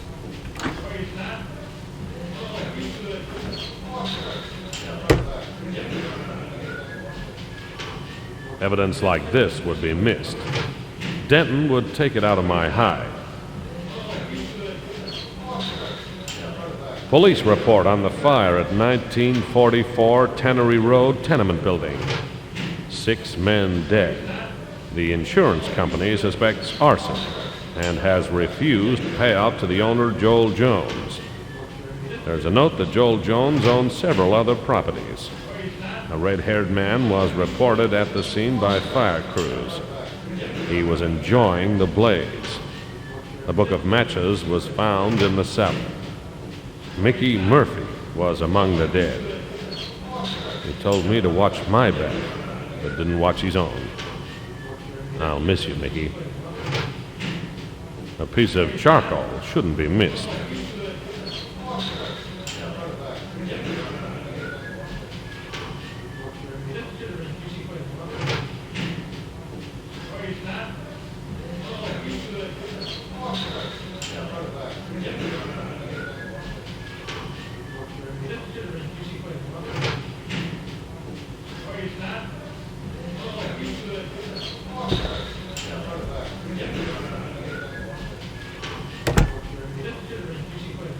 Here you go. She was killed outside the office of Spencer and Anger Investigations.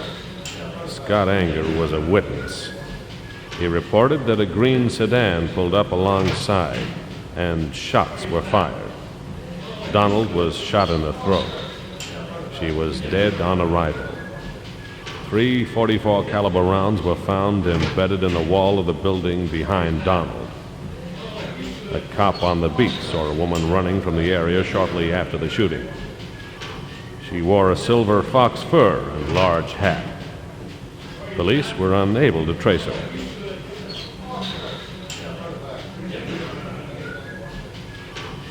Tell me about Mickey Murphy. A window at street level was broken.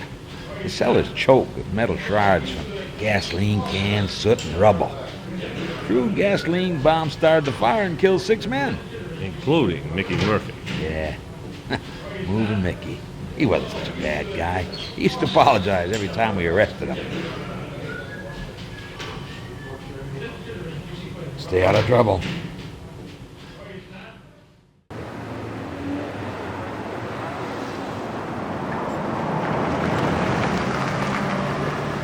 Back at the Tribune.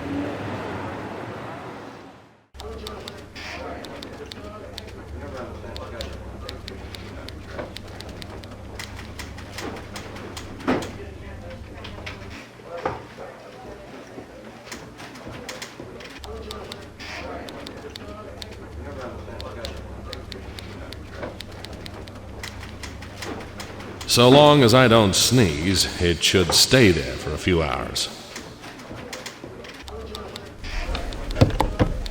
Copy, boy. Yep. What do you want? What have you got on Mickey Murphy?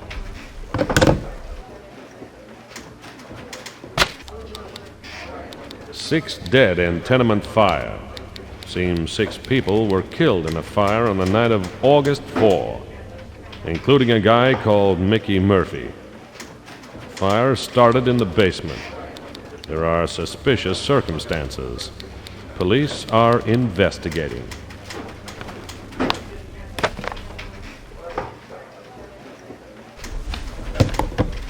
Copy, Roy. Yep. What do you want? What have you got on Joel Jones?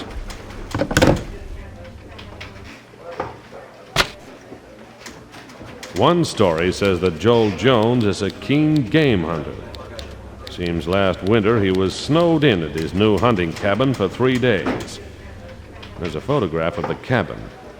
The reporter was Francine Henderson. She's not around to tell me where it is.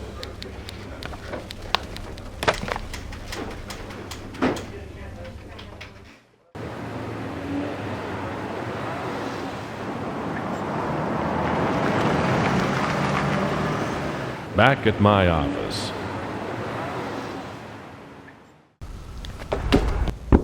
The office is too damn quiet. I can hardly stand to be here.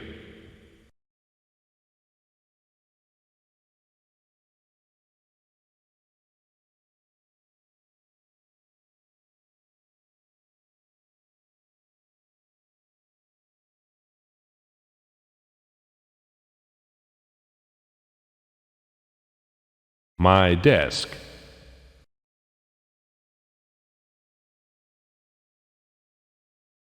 Evening wear is for the evening.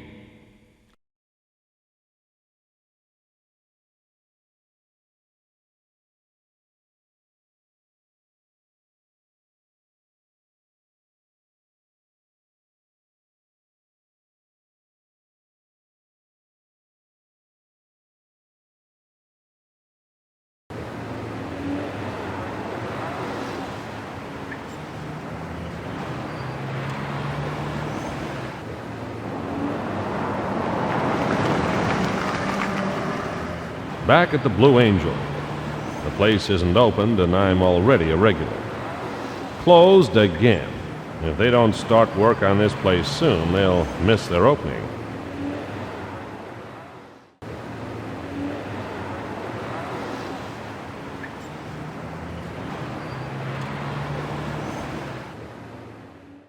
The front door was shut tight, but there was a light at the back door. I went in. An old friend was waiting for me just inside. You here for band rehearsal? Sure. Hope I'm not late. Where's your instrument? I'm a crooner. Hey, don't I know you? You must be thinking of my brother. He's in the circus. Oh, yeah? I like the circus. Sure you do. Which way to the rehearsal room? Go down that way and turn left, mister. I went backstage and got lost as quickly as possible. My cover would be blown the instant anyone heard me sing, if you can call it singing.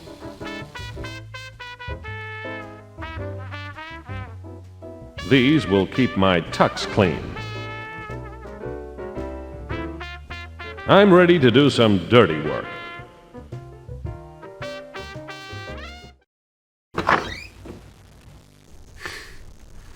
About time. I don't pay you to stand around. And shave off that mustache. Looks like something crawled under your nose and died there. Yes, Mr. Jones. Get on with it. And clean up the bathroom. It's disgusting. Yes, Mr. Jones. So, that was Big Joel Jones. You know a man has grown too successful when he doesn't recognize his own janitor. A mansion. Big Joel must get homesick when he's working nights. Big Joel and Angela. When he was done with her, he threw her away. A mountain cabin called Pinewood. It looks isolated. It's the place shown in the newspaper photograph, minus the snow. It'll be easier to find now that I know what it's called. It's not locked. Maybe he's careless. Maybe there's nothing in here worth caring about.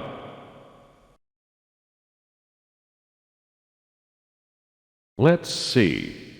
There's nothing on Angela, but there's some stuff on the Sweet Dreams. It was losing money like they'd stopped printing the stuff. The only nights they got a decent take was when Angela was singing.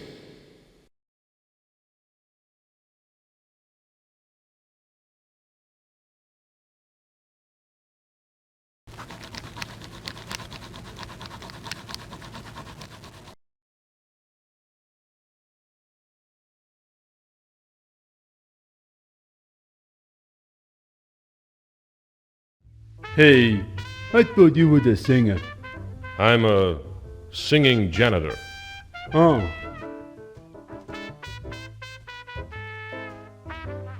So, that's Big Joel's next insurance payout. I dropped the overalls in a bin. The work was okay, but the conditions were appalling.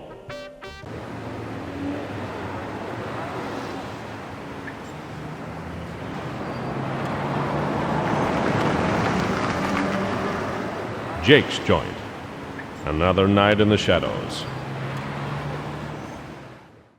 G.G. McPherson, lone criminal. Angus! Jesus, did you hear about Mickey? Yes, I did. They pulled 6 bodies out of the rubble. His was the first. What do you know about it? I don't think they were toasting marshmallows. I want out before I'm next. Then why aren't you running? Money. Me and the horses are on a losing streak. But I might sell you some very hot information for the right price.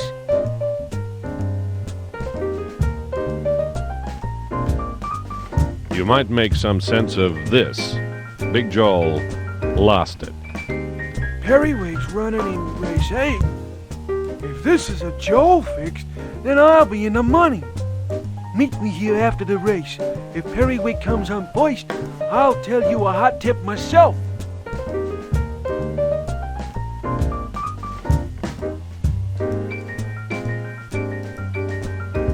Tell me about Ralph Spencer. I'm through talking for free, Anger. Time is money. My time, your money.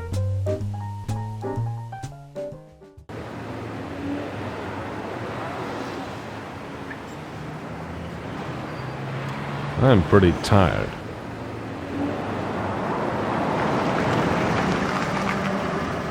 Back at my office.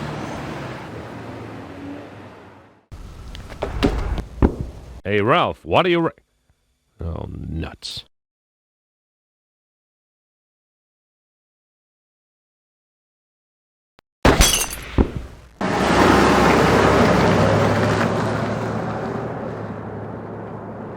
My hat. The shadow of the hat and coat must have looked like me, but with more personality.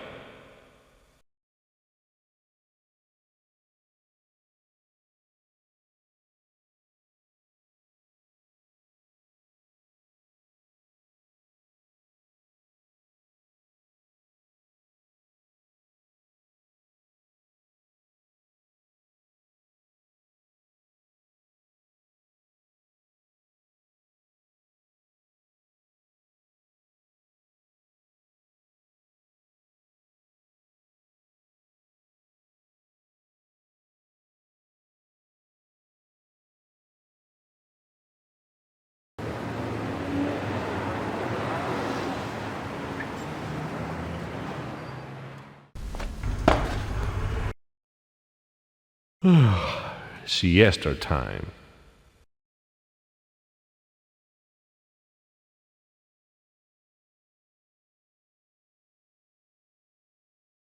It wasn't the noise that woke me.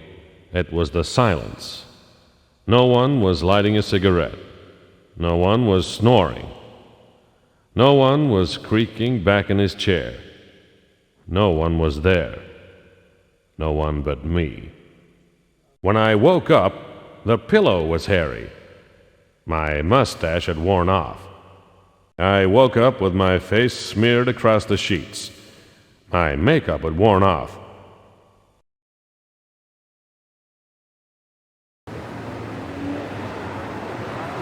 The Tribune's open, but none of the journalists are there. The typesetters and cleaners can't help me.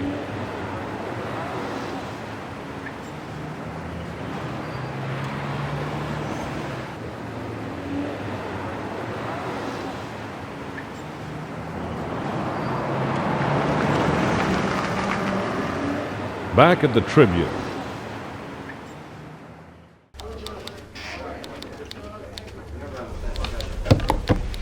Copy, boy. Yep. What do you want? What have you got on Joel Jones?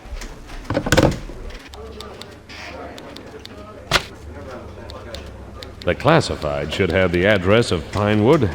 Joel Jones bought it last year. 12 months is a lot of real estate ads to look through.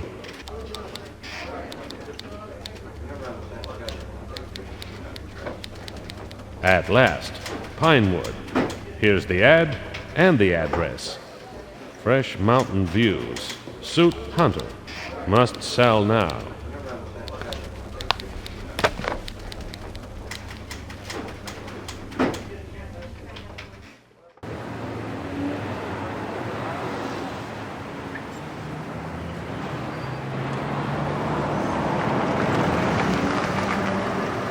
The Creel apartment. I'm haunting the place like a ghost. Me and Freddie both. Thank you for coming around again, Scott. A girl can almost feel safe. I see you've cleaned up. Oh, Scott, what's the point? They might come around again. I can't put my life in order until you've solved this for me. I'm on it. You were nearby the night Angela died, Louise. I recognize the description. Why, Scott, Did you kill her, Louise? I haven't got time for acting. How horrible! All right, I was there that night, but I didn't shoot her. Keep going. Joel Jones was bothering me after Freddie died. Joel was fond of Angela, so I thought she could help me get him off my back. I followed you and Angela that night, waiting for you to leave. Then I heard the shots. I ran. Is that what you want to hear? It'll have to do.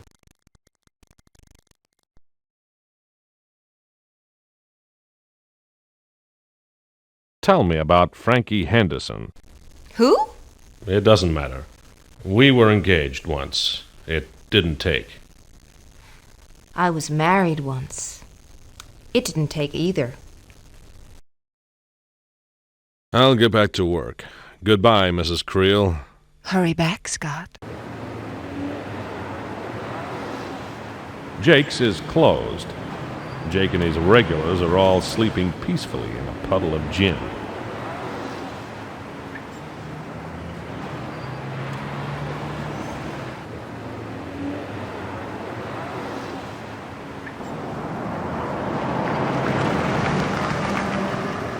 Jake's joint. Okay, listen up. Hotel Seville, room 78. There's a man there that you've been looking for. Me, I'll be elsewhere. And don't wait for a postcard. I won't.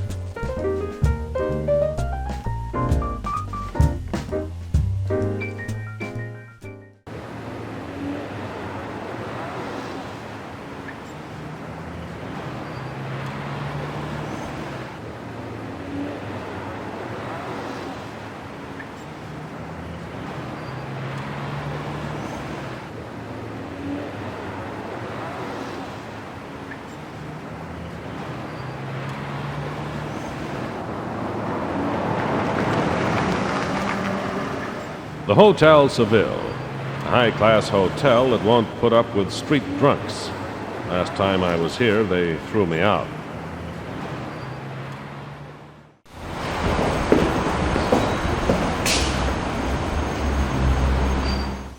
I have called the house detective. I suggest you leave before he arrives. I guess he remembered me. That's kind of touching.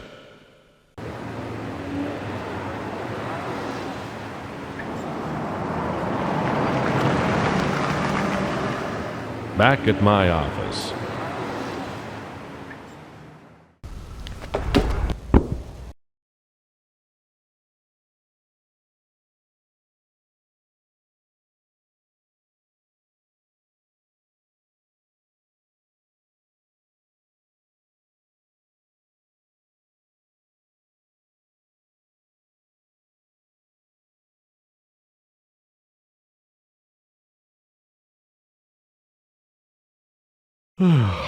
Siesta time.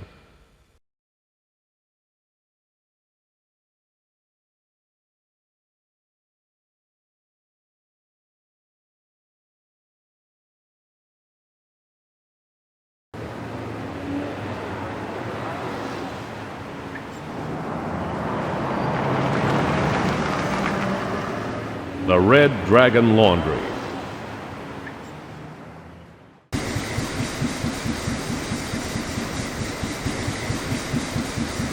I think you gave me the wrong laundry. These aren't my clothes. Sorry. Thank you. Could you clean this for me? 1 quarter. Thank you.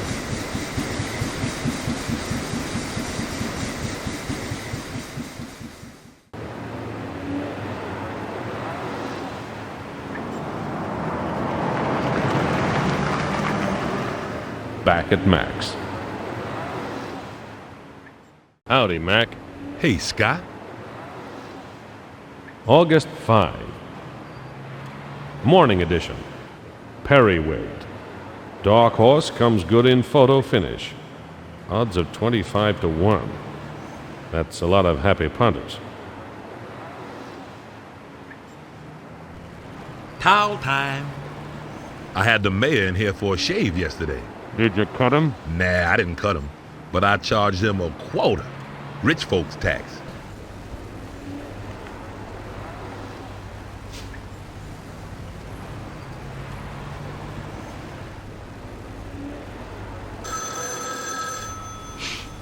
Do you believe it? 8 to 5 tops. Sorry, favorites are like that.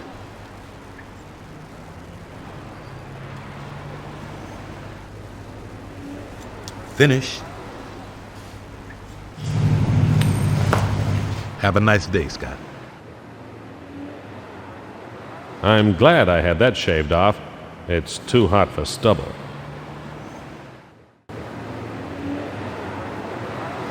The Tribune's open, but none of the journalists are there. The typesetters and cleaners can't help me.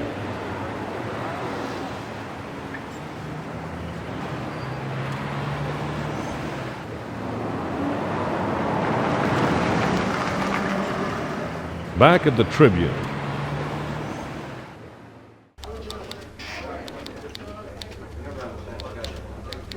This should hide my bruises, as long as it stays dark. It looks better on Frankie.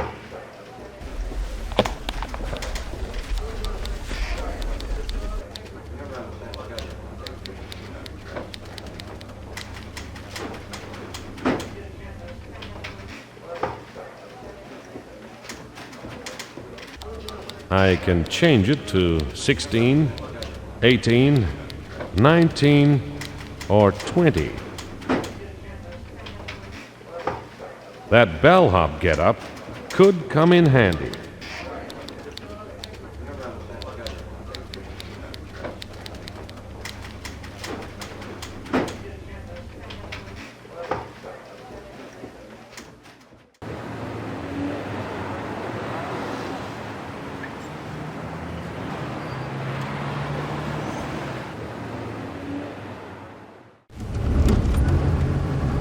Pinewood, a little place in the...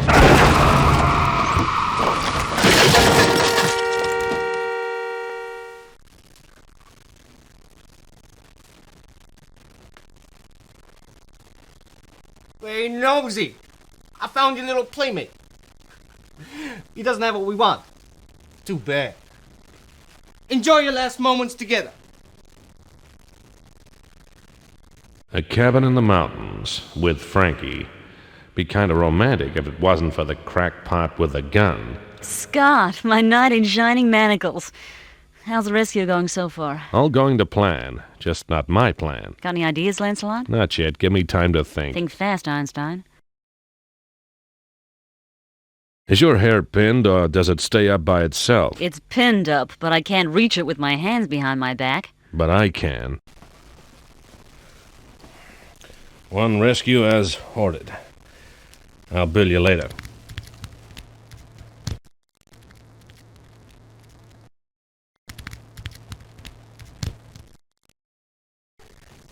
Not bad, Houdini.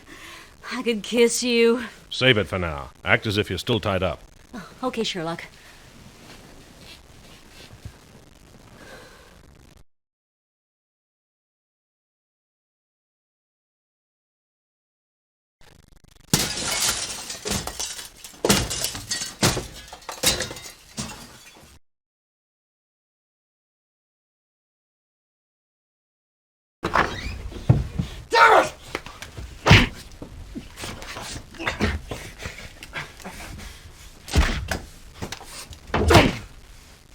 Say your prayers!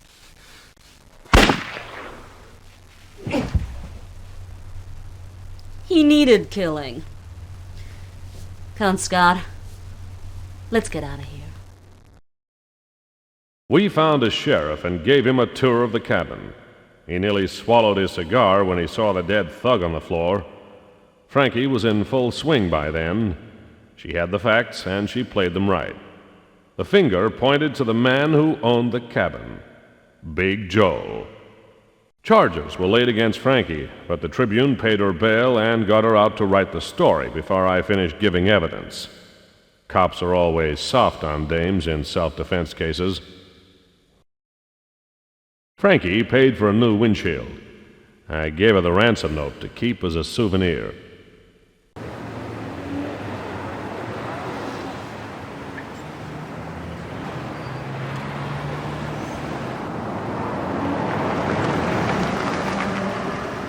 The Red Dragon Laundry.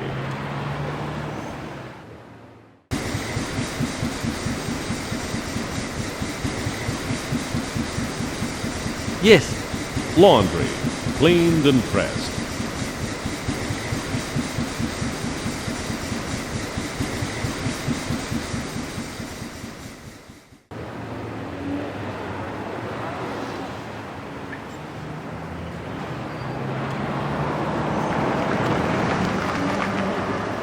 Back at my office.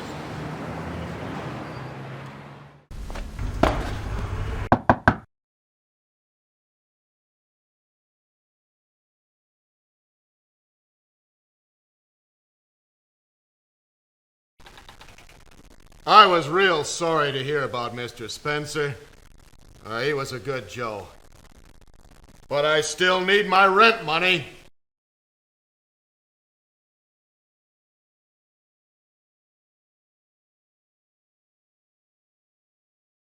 Okay, Mr. Anger, I'm all out of sympathy. You got 3 days to clear out.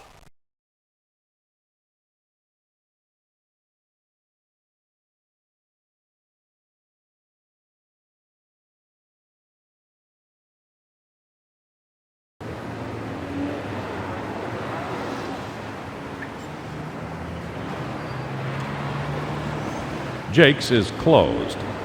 Jake and his regulars are all sleeping peacefully in a puddle of gin.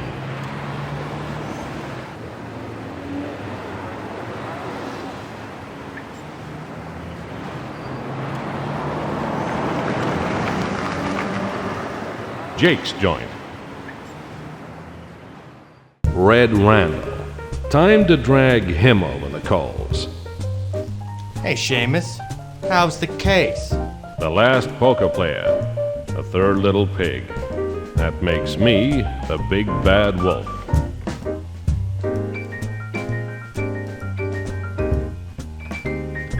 Tell me about yourself. You'll hear about me all over soon enough, Anger. It's funny what you learn. A few fires spring up around town, including one with Mickey in it, and no one knows who lit them. Yeah, that's right. No one knows. No evidence, nothing. Don't be too sure.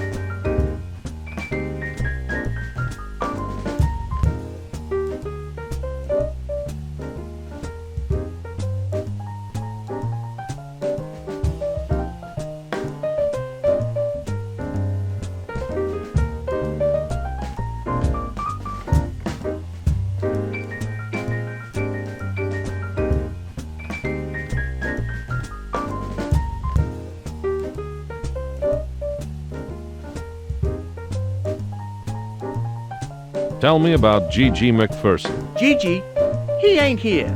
Probably in Vegas. At least, odds on that's where he is. Odds on. That's funny.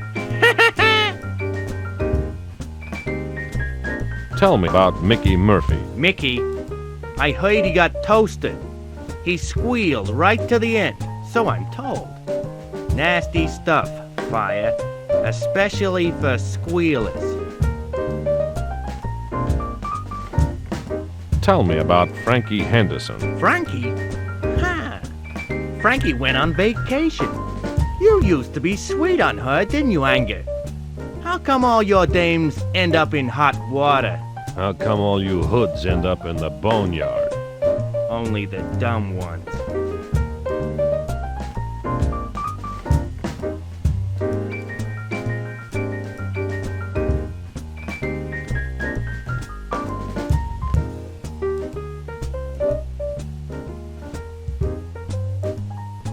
Tell me about Joel Jones. Big Joel? This town is just about through with him. He's gone cold. You'd love to nail me, wouldn't you, Anger? Maybe. You never will. You got no proof. Who says there's something to prove, Red?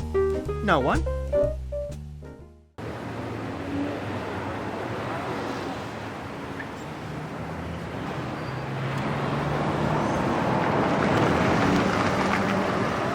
Back at my office.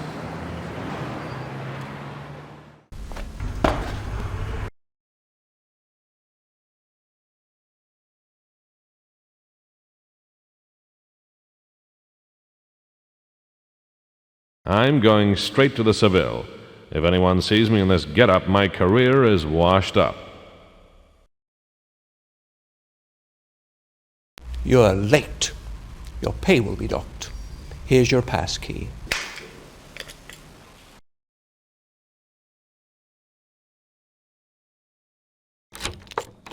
Room 78. Looks like the person I'm supposed to meet is not in. I might as well make myself comfortable. Never put another man's clothes on until you work out who his enemies are. A brown jacket with leather patches. A man in brown. Ralph's dying words. A postal receipt. A 2-pound parcel went to Oregon on June 15. Let's see. The book falls open in the S pages. The smalls, to be precise. Looks like someone is arranging a family reunion.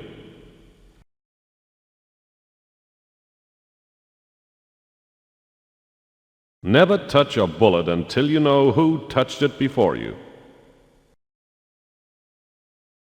The bathroom. I didn't know bathrooms came without mold. It's a bad time for a shower. The occupant of the room might catch me with my pants down.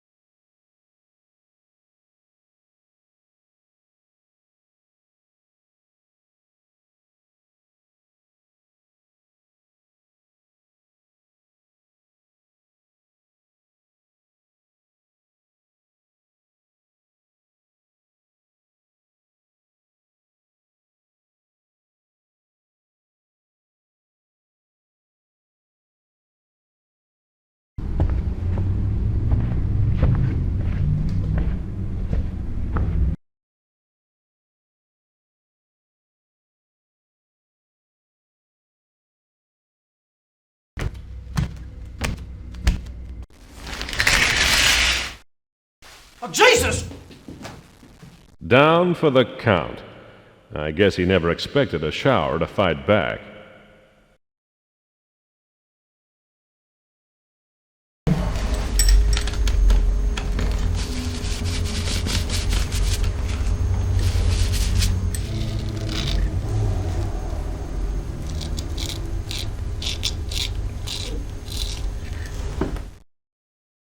Killing yourself was a nice plan, Creel.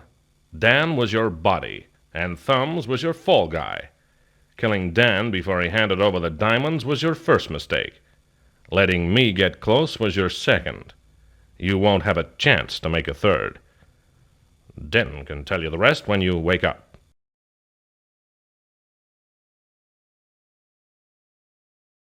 Good Lord!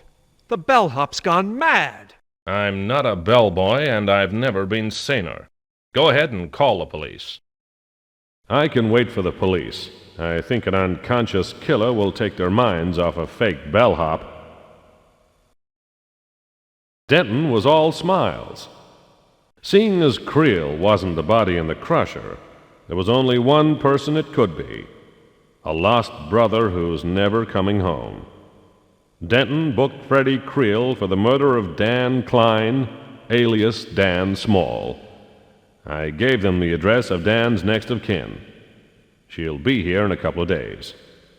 2 days later, I had a visitor from Oregon. Come in.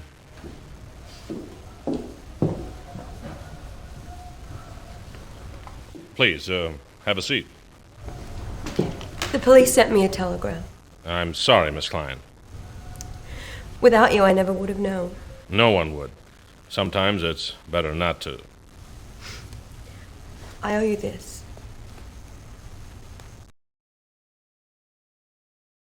This money is wrong. I don't like what it bought you. Please take it back. I'll spend it on flowers. Spend it on dreams. Tell me about Angela Donald. Nothing. How about the killing of Carl Brewer? Oh, I'm so sorry. I hired him, and then I didn't hear. I thought he was just lazy, so I hired you. If you'd told us about him, Ralph and I might have known to watch out. I'm sorry. Yeah, me too. Tell me about Dan Small. Klein is German for small. I suppose Dan was trying to save the family name. I'm sorry to have made it hard to find him. You didn't know. Officer Denton told me about the scar on his leg. He got it when he was 10. He was fishing. Hey, fishing's not that sad. All kinds of nice people go fishing. Thank you.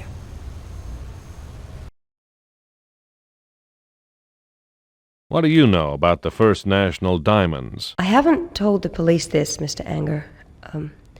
I got a package in the mail 2 months ago. It was full of diamonds. I didn't know what to do. I didn't know where Dan had got them from. I knew it couldn't be legal, but I didn't want to get him into trouble. So I hired a detective to find him. I should have called the police. Where are they now? They're here. Will you take them for me? Please don't bring Dan into it. No promises, but I'll see what I can do. I should go. Thanks for coming.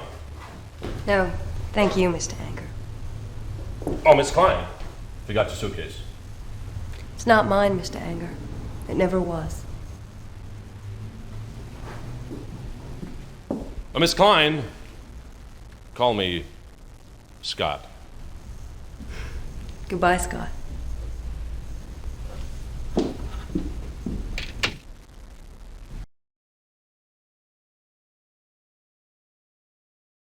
There they are, a cause of half a dozen murders or more, a heap of trouble over a small pile of things.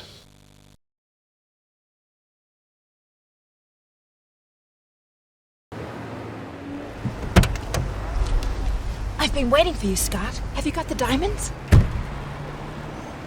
Perhaps. I knew you'd win. You're rich. You've hardly been helpful, Louise. I'm sorry. But Freddie would have killed me if I had have said anything. Oh, Scott. You've suffered for so long. We both have. Let's run away together, you and me. What do you say? What could I say? I didn't have to say anything. I could open the door and tell her to get out, or I could start driving with her by my side.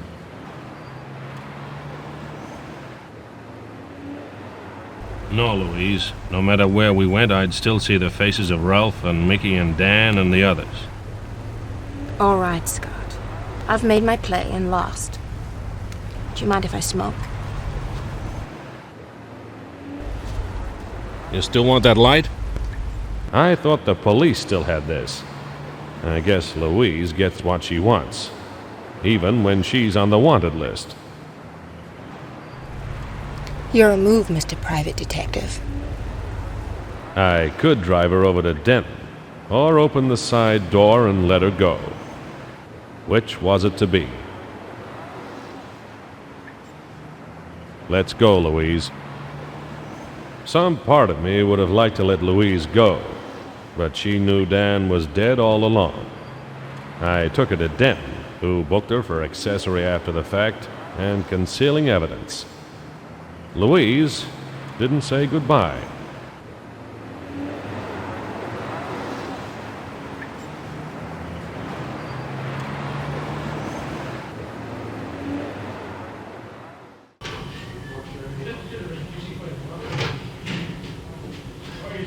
Wow, Scott, you just won yourself the keys to the city.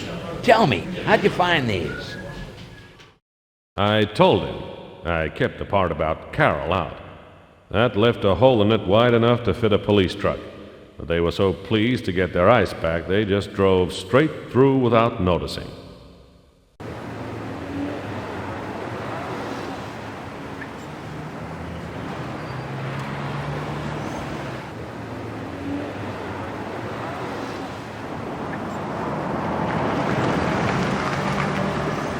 Back at my office.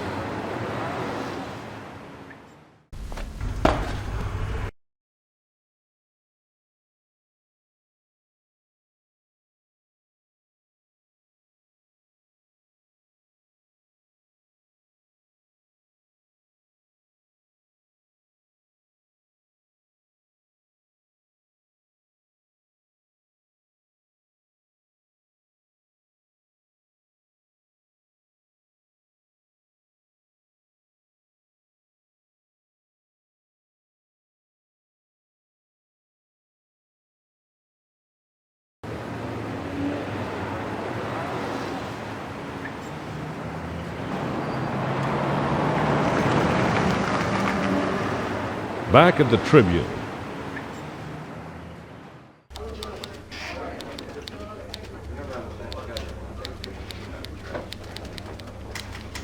Tell me about yourself. Scott, honey, I'm busy. Later when I'm finished, we'll talk. Oh, Scott. Do you really want to marry me? Seems to me everything went wrong when I left you. Now all I want is to get you back. That's beautiful.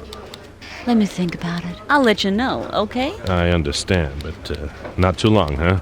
There's this whole string of girls. Sure. I'll let you know soon. I promise.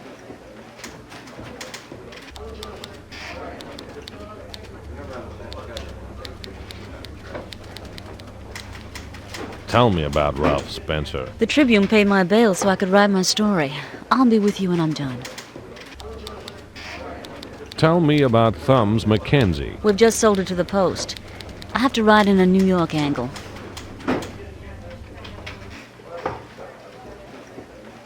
Tell me about Mickey Murphy. I'll be a while, honey. I'm only up to page 84.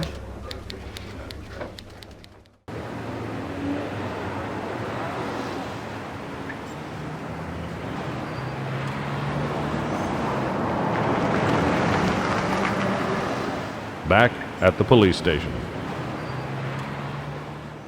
Anger? Denton.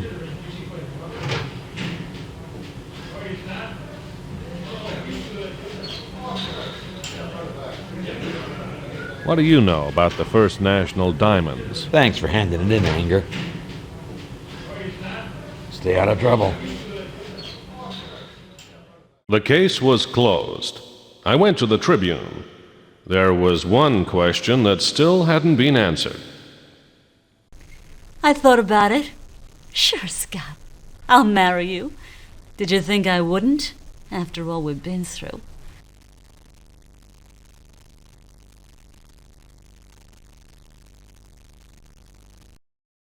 I'm a private investigator. People pay me to find things.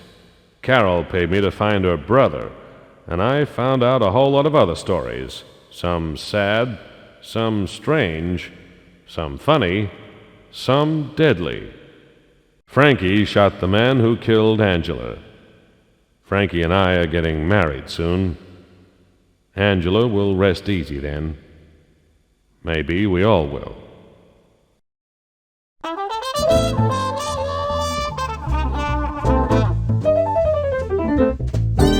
A woman has faces, along with airs and graces, but there's only one true woman inside. The average fellow won't sight it, the side she keeps most private. It's only seen through private eyes. A woman exposes expressions and poses, making men think she's got nothing to hide. Day and night they see a mask, but the man who sees her last is the one who looks through private eyes. The veil falls aside, releasing the disguise with the touch of her glove. A candlelit embrace, standing face to face, those private eyes see love. The woman is tried by eyes from every side. Through smoke and haze, men see her and sigh. They see the shadow of her smile, a reflection of her style. She only warms to private eyes.